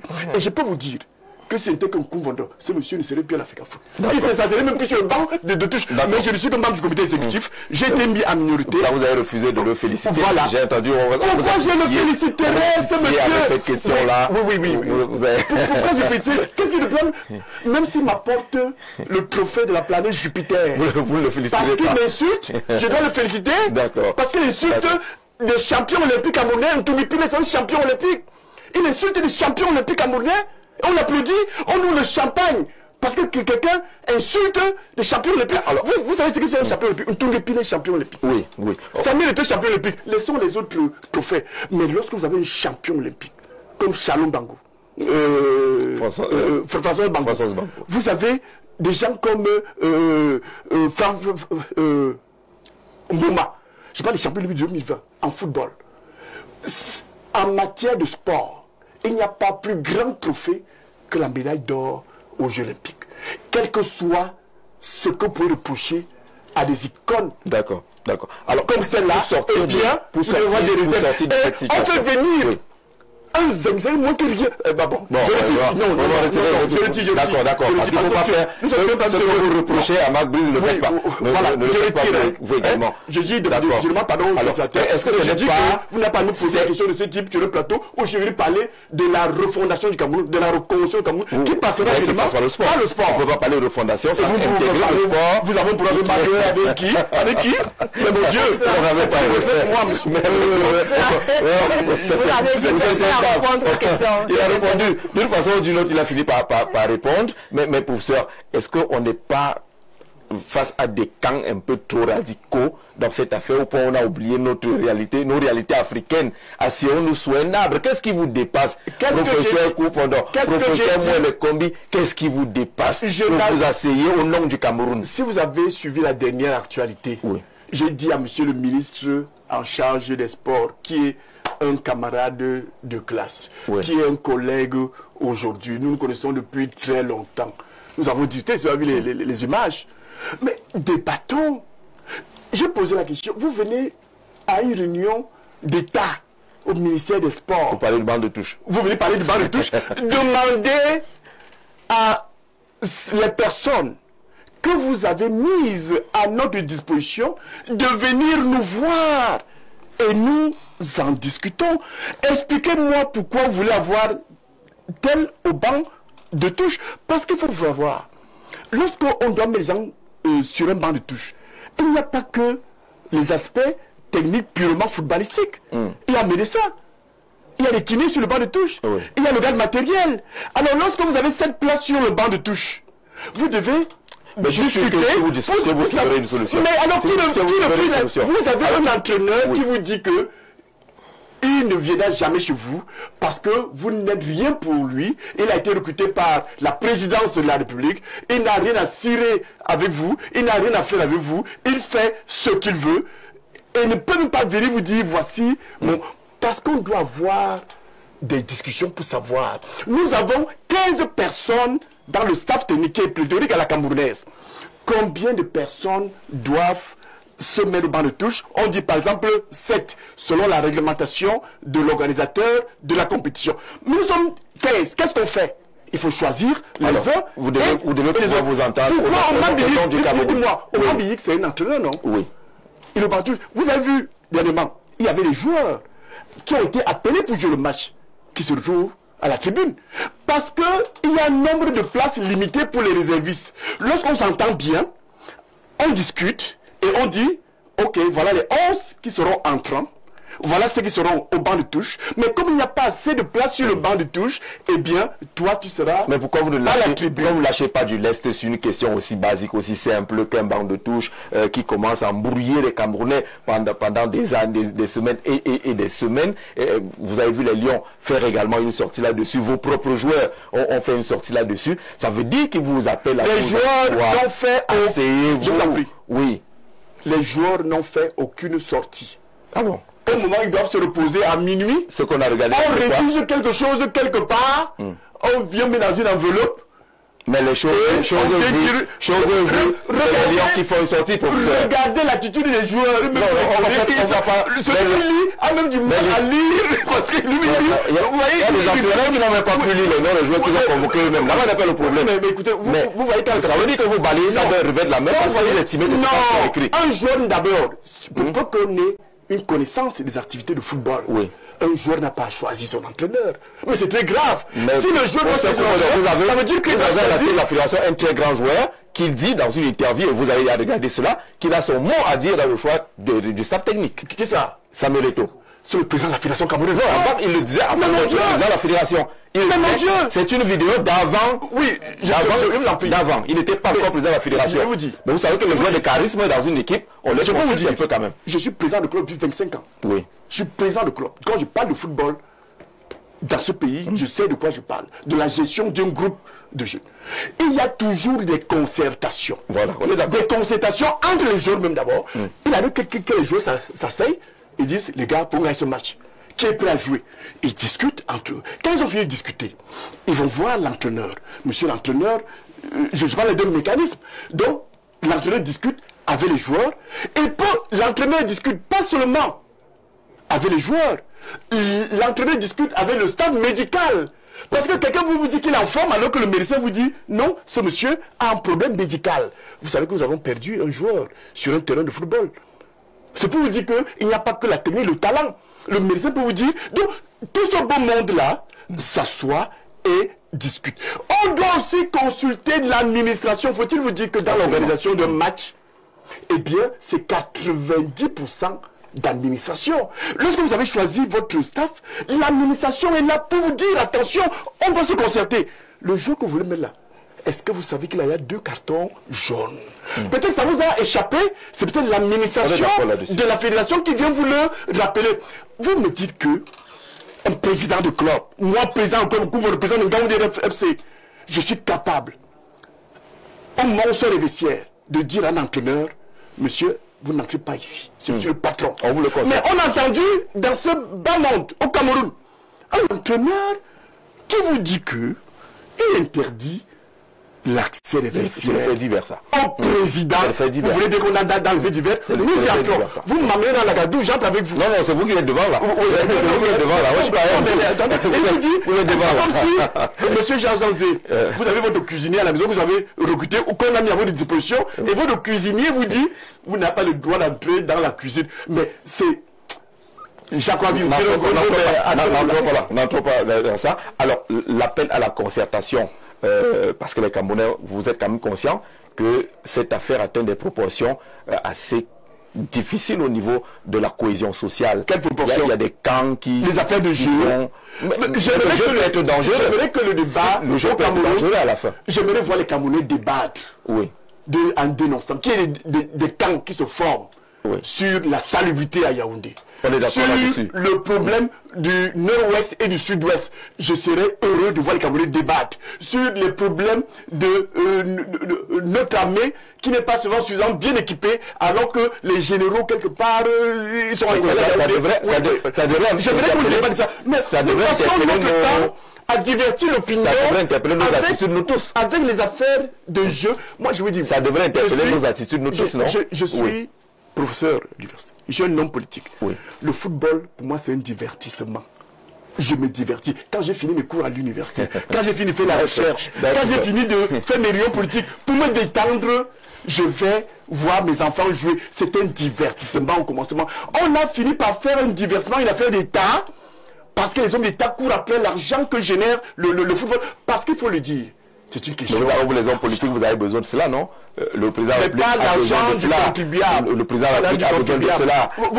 Oui, bon, ça c'est eux. Le président a besoin de ça pour tous les présidents, lorsque ça marche, lorsque ça marche, tous les présidents capitalisent sur le sport. Nous ne parlons pas seulement du président camerounais, nous parlons de beaucoup de présidents qui capitalisent sur le plan politique. Oui, sur le plan politique. Mais il appartient aux citoyens de comprendre que ces hommes politiques, ils jouent avec nous. Ils sont en train de jouer avec nous. On nous amène à débattre des affaires. Nous jouons pas avec le capitaine de l'équipe nationale, il a lu un discours, machin. Mais ce garçon, il a travaillé. Il est milliardaire en France CFA. Samuel Eto'o a fait ceci. Mais vous avez été milliardaire. Allez travailler. Allez, c'est pour construire votre pays et pour vous construire d'abord vous-même, au lieu de vous emballer des affaires de divertissement, de jeux, de ballons. Mais on voit votre engagement dans cette affaire de divertissement-là. Vous n'allez pas de même ordre, c'est que c'est quand même intéressant. Mais vous ne freinez pas du tout. C'est parce que vous me voyez à Yaoundé, lors des réunions du ministère. Vous ne freinez pas du tout. Je vous rappelle, quand vous voyez le ministère là, parfois je sors de l'avion, parce que je vais faire un travail en Gaoundéré. Un travail qui n'a rien à voir avec le sport. Donc vous jouez avec nous alors. Vous jouez avec nous alors. Vous me connaissez le bureau à la Fédération Cameroun Football? Non, vous me connaissez. Les membres du comité exécutif n'ont pas besoin d'avoir des bureaux là-bas. L'exécutif de la Fédération camerounaise de football se réunit 2 ou 3 fois par an. Les 2 fois là, ça embarque tous les Camerounais. En attendant, ceux qui doivent jouer sur le terrain jouent. Ceux qui doivent travailler dans les bureaux travaillent. Pourquoi vous fait une affaire, ma vie ne se limite pas. Le football, c'est à peu près 1/5 de mes activités. Ça, il faut le savoir. Je suis dans un cabinet d'avocats où je suis consultant. Je fais de la recherche.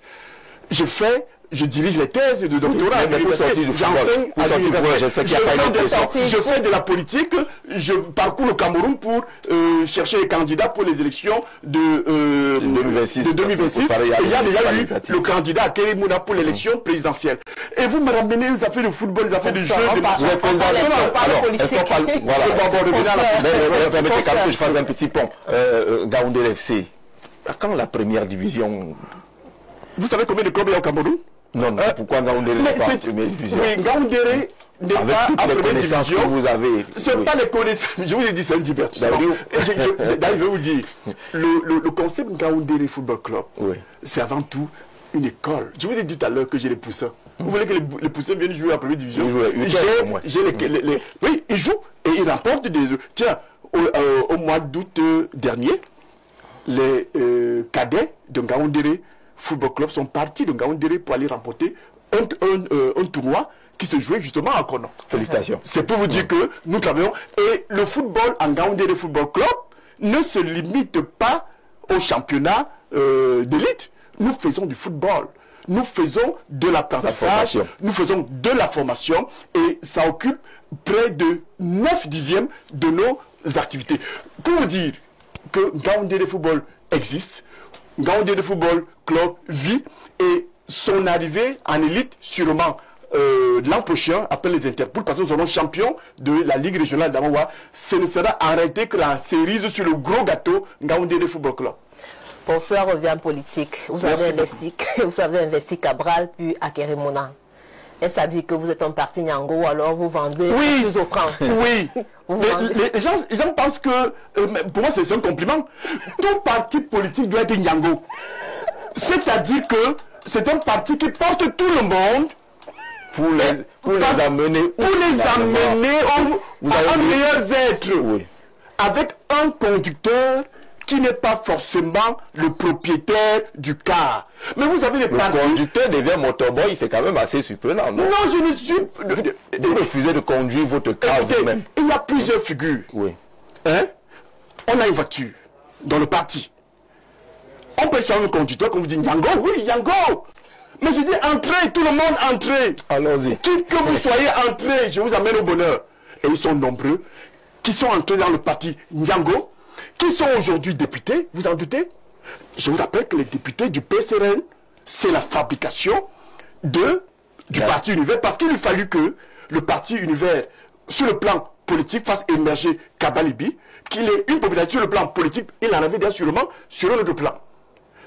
Et c'est cette mouvance-là qui a conduit à l'émergence de ces jeunes aujourd'hui.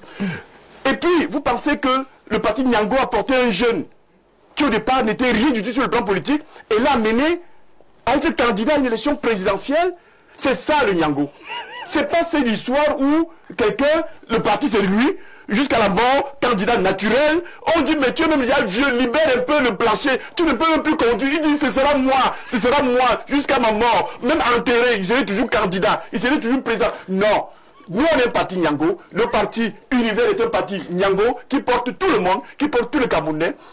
Et parfois, et très souvent, gratuitement. Kabalibi a été porté gratuitement. Akerimuna a été porté gratuitement. Wow. L'important, c'est là où nous allons, parce que c'est là-bas que se trouve le bonheur. Nyango, oui, mais un Nyango gratuit. D'accord. Nadège, ça va aller? ça va aller. Une dernière. Il y a une dernière question justement pour vous. Lorsque vous voyez le déploiement du RDPC, avez-vous l'impression que le parti au pouvoir rapporte de l'opposition? Vraiment, moi je ne vous comprends pas. Ce sont des questions des internautes. Vous m'appelez, moi je viens parler de mon candidat à la télé. Vous intéresse pas ce qui se passe dans la case du voisin. Vous me demandez de venir parler du RDPC, qui n'est d'ailleurs pas un parti politique. Ça vous intéresse pas ce qui se passe dans la case du voisin? Le parti, c'est un parti politique, le RDPC? C'est un parti politique. Je vous assure. De la définition, la même qu'on appliquerait à l'univers. Alors, oui. Vous dites que c'est un parti politique. À quel moment ils se sont mis ensemble pour constituer le pacte associatif? Vous vous en souvenez? Non. Ce n'est pas un parti politique, parce qu'un parti politique, c'est d'abord un contrat entre des personnes qui se sont mises ensemble, qui ont signé un premier contrat, qu'on appelle donc le parti. Les textes de base, c'est de cela qu'il s'agit. Mais c'est un parti qui était hier un parti État. C'est-à-dire que l'UC de Amadou Ahidjo, Ahidjo a transformé l'UC en parti État en 1966, vous me corrigerez si je me trompe. Il a institué un parti État qu'on appelait l'Union nationale camerounaise, qui était d'ailleurs un conglomérat d'autres formations politiques. Ils ont conduit l'Union nationale camerounaise, qui était un parti financé par le contribuable camerounais. Vous voyez les maisons du parti qu'on a là. Oui. Mais c'est du brigadage politique, parce que ce sont ça aurait pu être, lorsqu'on s'ouvre le municipalisme, ces maisons-là auraient pu être transformées en maisons des partis. Parce que ce sont les maisons de tous les Camerounais, à l'exception de celles qui sont construites. Il y a des politiques qui proposent même de les transformer en maisons du peuple. Oui, ça peut être les maisons, pas du parti RDPC, mais des maisons de tous les partis. Donc, quand un parti est créé, il peut avoir son bureau de ce côté-là, parce que ce sont les bureaux des immeubles de la nation, les immeubles de l'État du Cameroun. Juste en train de vous dire que le RDPC dont vous parlez là, en 1985, je crois, l'Union nationale camerounaise se change simplement de nom.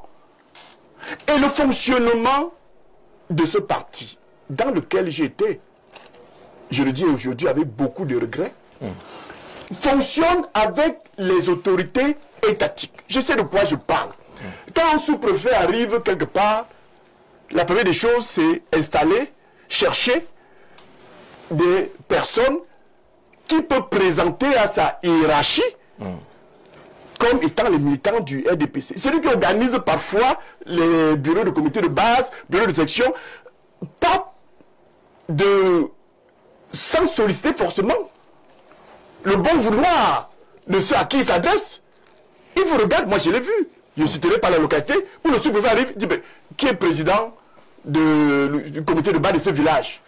On dit non, il est mort il y a 3 ans. Il dit désormais, le sous-préfet, il vous dit désormais. Il désigne quelqu'un d'autre. C'est toi désormais. Il y a des abus comme ça qui sont enregistrés. C'est tous les jours.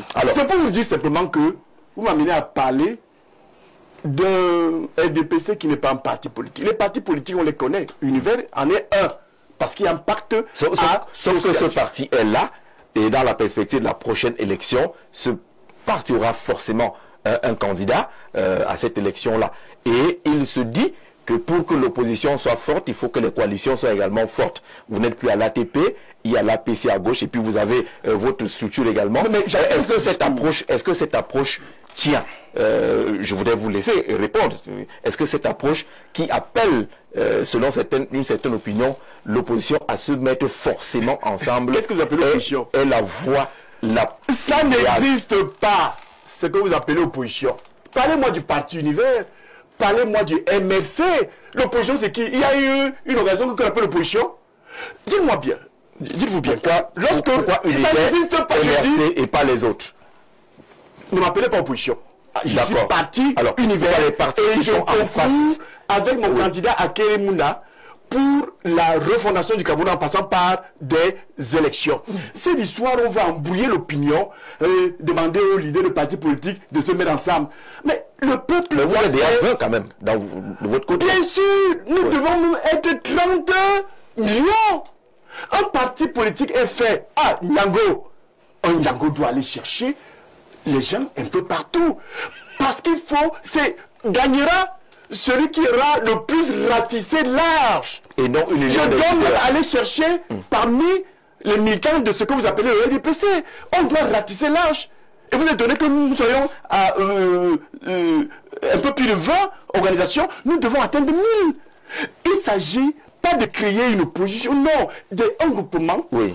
Il s'agit de rassembler les Camerounais pour les amener à aller à la conquête du pouvoir et construire leur pays. Faut-il vous dire que c'est pas un parti politique qui gagne une élection, c'est le peuple qui gagne une élection. Il faut que le peuple comprenne que s'il y a ce qu'on appelle opposition, c'est l'opposition du peuple. Un parti politique seul n'a jamais gagné une élection nulle part dans ce monde. Une coalition, si jamais ça c'est d'accord. Là, vous voulez embrouiller l'opinion. Vous avez vu ça? Là où l'opinion a embrouillé. Là où l'opinion a embrouillé parce qu'il y en a qui les embrouillent, entre autres les hommes de médias comme vous. Parce que vous-même, je vous ai entendu dire, oh mais, unissez-vous. Dites-moi dans quel pays les gens se sont réunis. Moi, je suis parti Univers. Les démocrates sont réunis. Mais c'est un parti politique. Mais c'est un parti politique. Est-ce que sont unis? Il faut un groupe idéologique. Alors, si Univers existe, oui, alors que le MSC existe à côté, si je ne suis pas allé au MSC, c'est bien parce que j'estime que ma pensée politique ne cadre pas avec ces... Et vous me demandez de me mettre avec des gens avec lesquels je ne partage pas la même pensée politique. Non, arrêtez-nous ça. Il appartient au peuple de choisir. Il y aura une élection présidentielle puisque nous en parlons. Il y aura 7-8 candidats et le peuple doit se mobiliser. La coalition dont vous parlez doit donc être la coalition du peuple et le peuple choisira. Tant mieux s'il y a des coalitions, tant mieux si on finit par avoir un candidat unique, mais le débat n'est pas là. On peut bien avoir un candidat unique, mais si le peuple ne vote pas, si le peuple ne s'inscrit pas, c'est pour dire au peuple dont vous parlez aujourd'hui. Votre travail, c'est d'aller vous inscrire sur les listes électorales et d'aller voter le moment venu pour qui vous voulez. Est-ce que vous savez, quand je parle de mobilisation, parmi les candidats de 2018, Paul Biya était sur le plan du peuple le plus impopulaire. Mais il a gagné. C'est pour vous dire que ce n'est pas le peuple sur le plan sociologique qui vote, ce sont les électeurs. Je vais vous révéler une chose. On vous dit que les jeunes sont les plus nombreux au Cameroun. Cela ne souffre de rien. De rien. Oui. Mais est-ce que vous savez que lorsque vous consultez le fichier électoral, ceux qui ont entre 15 et 35 ans, que nous pouvons considérer comme jeunes, sont plutôt minoritaires? Je ne suis pas sûr qu'ils dépassent 1 million sur les 8 millions à peu près qui sont inscrits au Cameroun. Ne confondons donc pas le peuple des électeurs et le peuple sur le plan sociologique. Le pouvoir, il se prend non pas avec le peuple sociologique, mais le peuple des électeurs. Et pour faire partie du peuple électeur, il faut s'inscrire sur les listes électorales. Mais ce n'est pas suffisant. Il faut encore aller voter. 3 millions de Camerounais n'ont pas voté en 2018. Si les 3 millions de Camerounais qui se sont abstenus d'aller voter parce qu'ils n'aiment pas le régime en place, parce que la plupart de ceux qui n'ont pas voté, c'est des gens qui disent on ne se mêle pas de vos choses là. Tant que bien là, moi je ne veux pas. Mais il sera là tant que vous n'allez pas voter. Si les 3 millions là allaient voter, quel que soit le candidat pour lequel de l'opposition, ce que vous appelez l'opposition, certains pouvaient voter pour mon candidat, à l'époque, candidat du Parti univers, Kaba Libi, certains seraient allés voter Maurice Kamto, Paul Biya tombait. Le peuple. Donc il faut s'inscrire, c'est le peuple qui a le pouvoir. Il faut surtout aller voter. Allez, vous avez compris qu'on est dans le temps additionnel de ce programme qui nous permet justement d'entrer dans les perspectives avec le candidat Akeremouna. Qu'est-ce que vous entendez faire dans les jours à venir? Mais avant cela, ce candidat a fait un tweet dans lequel il parle d'une question qui nous intéresse beaucoup dans les médias, la redevance audiovisuelle, qui semble proposer une autre vision de la gestion de cette redevance audiovisuelle-là, qui ne profite aujourd'hui qu'aux médias dits publics. Oui, alors, quand vous faites venir un homme politique sur le plateau, il me souvient d'ailleurs que je vous ai invité à aller consulter le site du Parti univers, où il y a un vaste programme, parce que j'entends souvent nos contemporains dire, vous voulez gagner l'élection présidentielle, qu'est-ce que vous proposez aux Camerounais? Tous les partis politiques ont des propositions, c'est vrai, théoriques. Mais il faut aussi comprendre que lorsque quelqu'un vient vous raconter des choses de son soi-disant programme politique, vous savez, un programme politique, on parlait sur Internet, on le copie, on colle. Posez la question à celui qui dit qu'il veut le candidat. Toi-même là, qu'est-ce que tu as fait dans ta vie? Ce n'est pas la théorie et la politique. Gérer les hommes, ce n'est pas la théorie. Toi-même là, qu'est-ce que tu as fait d'abord pour toi-même? Qu'est-ce que tu as fait dans la vie pour les autres? Parce qu'on veut être politique, il faut montrer qu'on a déjà eu à travailler pour les autres. Mais passons. C'est pour dire simplement que, avec le candidat Akeremouna, nous travaillons, nous réfléchissons. Je vous invite à une visite à nos installations. Vous allez voir des équipes de travail, des équipes de pensée. Parce que l'activité politique est d'abord une activité intellectuelle. Et vous allez voir ceux qui sont dans l'équipe de Mouna, parmi les leaders de partis qui sont avec Mouna. Vous allez voir docteur Baleguerkol, docteur Ngapou Jean Jaurès du parti Le Peuple, vous allez voir intellectuels comme Akeremouna, vous allez voir un Kouvondor. Nous prenons des choses, c'est penser. On conçoit d'abord. Alors, nous avons eu une discussion sur ce thème. Est-ce que tu peux dire rapidement ce qu'il écrit? Oui. Ça s'appelle Déclaration sur la réforme de la redevance audiovisuelle dans le cadre de notre engagement envers la transparence et la répartition équitable des ressources. Mon administration mettra en œuvre des réformes significatives concernant la collecte et l'allocation de la redevance audiovisuelle au Cameroun. Cette taxe actuellement prélevée sur les employés de tous les secteurs, les personnes physiques et les personnes morales, est destinée à soutenir les services de radiodiffusion publique de notre pays. Cependant, le système actuel manque de transparence et limite les bénéfices à une seule entité, la CRTV. Sous mon leadership, dit donc Akeremouna, nous veillerons à ce que la collecte de cette redevance soit transparente et responsable. Nous introduirons un système de publication trimestrielle détaillant les montants collectés, offrant ainsi au public une vision claire des revenus générés et de leur utilisation. Cela favorisera la confiance et garantira que le processus est ouvert à l'examen. De plus, nous élargirons les bénéficiaires de ces recettes fiscales à tous les médias audiovisuels du pays. Il est essentiel que nous soutenions un paysage médiatique diversifié au Cameroun et que l'État soutienne l'édification d'une presse forte et crédible. Par conséquent, les médias privés et la presse écrite recevront également une part de ce financement. Cela favorisera un environnement médiatique plus dynamique et compétitif, améliorant la qualité des productions et de la diversité de l'information disponible pour le public. Je m'arrête là. Alors, vraiment, en politicien, oui, je dirais seulement ceci, que l'homme de médias privés qui n'est pas avec Akerimuna, je m'aime bien d'où il sort. Avec qui sera? Je vais dire les choses simplement. Ah oui, là c'était raté. Ce que dit terre à terre. Akerimuna dit, lorsque j'y arrive au pouvoir, pendant cette phase de transition, nous allons appeler tous les hommes de médias, publics et privés. Et nous allons leur poser la question. Est-il normal que la redevance audiovisuelle payée par tous les Camerounais aille seulement à un organe télévisuel?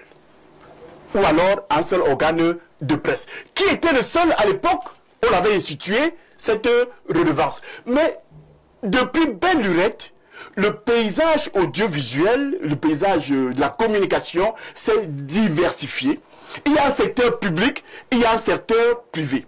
Et l'État, les contribuables doivent accompagner, parce que c'est une mission de service public, la communication, l'information.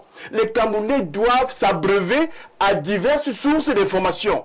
Secteur public, secteur privé. Comment expliquer que toute la redevance audiovisuelle ne soit reversée qu'à aux entreprises d'État? Ce n'est pas normal. Il y a désormais une diversité. Il faut, de façon équitable, évidemment, avec des conditionnalités qui seront mises en place pour que le secteur ne voit pas arriver les voyous qui ne viennent que pour la redevance en question. Comme c'est un parti politique. On va mettre les choses en place de façon équitable pour que chacun ait sa part. Certains vont nous rétorquer en disant que, mais n'est-ce pas, il y a une aide pour, vous appelez ça comment? Public à la communication. Où il faut encore aller mendier pour l'avoir. Je peux me tromper, vous me rectifierez. Je pense que la dépense audiovisuelle, ça va chercher dans les 5 milliards. Oui. 5 milliards. Des milliards. Et les 5 milliards sont reversés seulement à la CRTV. Mais mon Dieu, que devient Info TV? Que devient, vous parlez de là où je suis. Mais on dit, alors que la CRTV, qui est notre organe de presse à nous tous Camerounais, ils bénéficient déjà de l'apport des salaires qui sont payés par l'État. Mais qu'est-ce qu'ils font? Est-ce que vous savez que, pour revenir un peu au football, je me suis opposé à l'entrée des reporters, des journalistes de la CTV lors d'un voyage que nous devons effectuer à Luanda. Je dis, vous n'entrez pas dans l'avion. Vous avez de l'argent. Vous venez encore squatter dans l'avion des gens. Je dis, vous n'entrez pas ici. Vous n'entrez pas. Je parle en public, non. Je leur ai dit, allez voir Charles Ndongo. Il a des milliards là-bas. Oui. Son salaire, je lui ai demandé, ce jour-là, il y a eu, je lui ai dit, votre directeur a combien? Il peut louer, prendre un mois de salaire pour louer un avion et vous amener un reportage. Vous venez perturber la consommation des joueurs dans un avion avec vos caméras et le joueur ne peut plus se gratter parce qu'il y a une caméra qui passe. Je dis non. Il est grand temps que, dans le cadre de la transition, que ces réformes-là soient faites. Que les organes de presse ne soient plus appelés à aller mendier. Encore, ça se donne à tel client. On vous regarde. Est-ce que vous soutenez Paul Biya? Est-ce que vous avez vu dans un meeting de l'EDPC? Plus encore, il faut qu'on arrête cette histoire où la CRTV, puisque nous parlons d'elle, c'est notre télévision à nous tous, c'est notre radio, est confisquée par ce que vous appelez parti politique, le LDPC. Vous voyez, depuis une semaine, on ne vous parle, ce n'est plus d'information, c'est la propagande.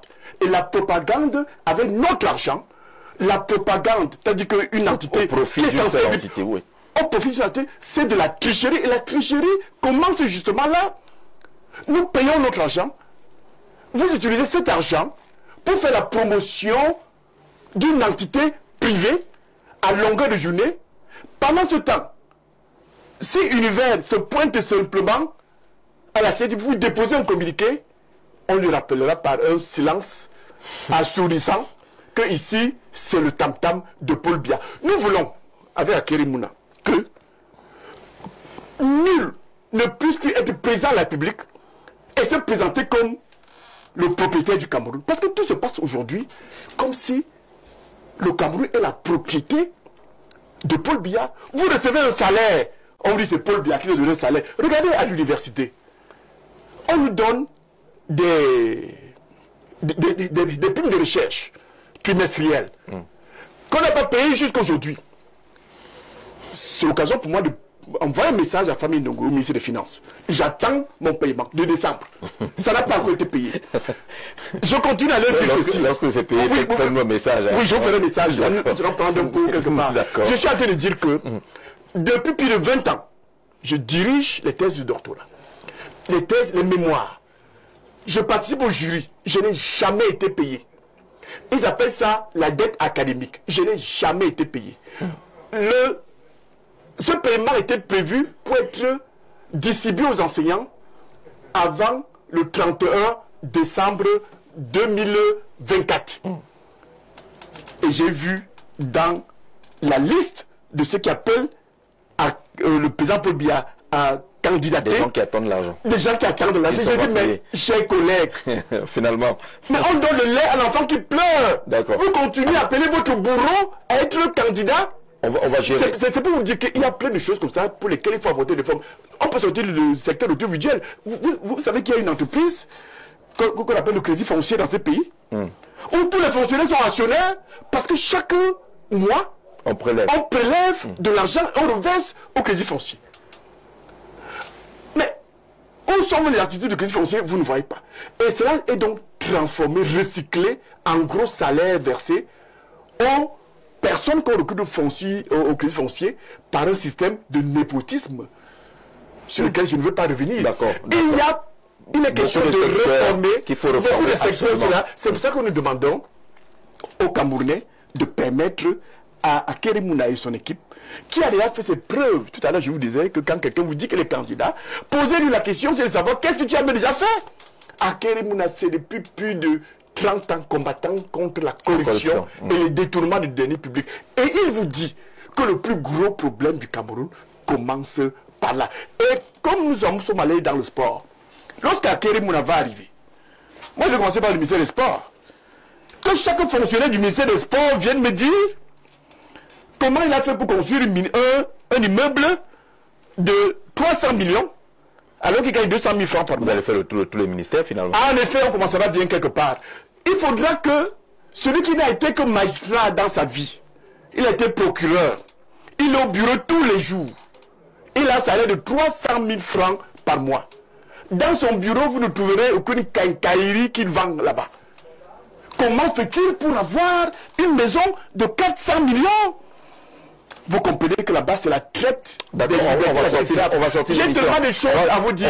Malheureusement, continuez à nous inviter. Nous aurons le temps de parler aux Camerounais pour leur dire en quoi ils ont besoin que le Cameroun soit refondé, soit reconstruit. Et je peux vous dire, ça ne se passera pas seulement en 4 ans, 5 ans, 6 ans, 7 ans. Construire un pays, ça prend 50 ans, 60 ans. Et ce n'est pas l'affaire d'une seule personne, c'est une affaire de génération. Malheureusement, ceux qui sont au pouvoir aujourd'hui, pour vous imaginer combien de générations ils ont absorbé, qu'ils ont détruit. Ces générations-là qui auraient pu apporter de leur contribution à l'édification du Cameroun. Parce que chaque génération apporte du sien. Nous sommes aujourd'hui à l'ère de l'informatique.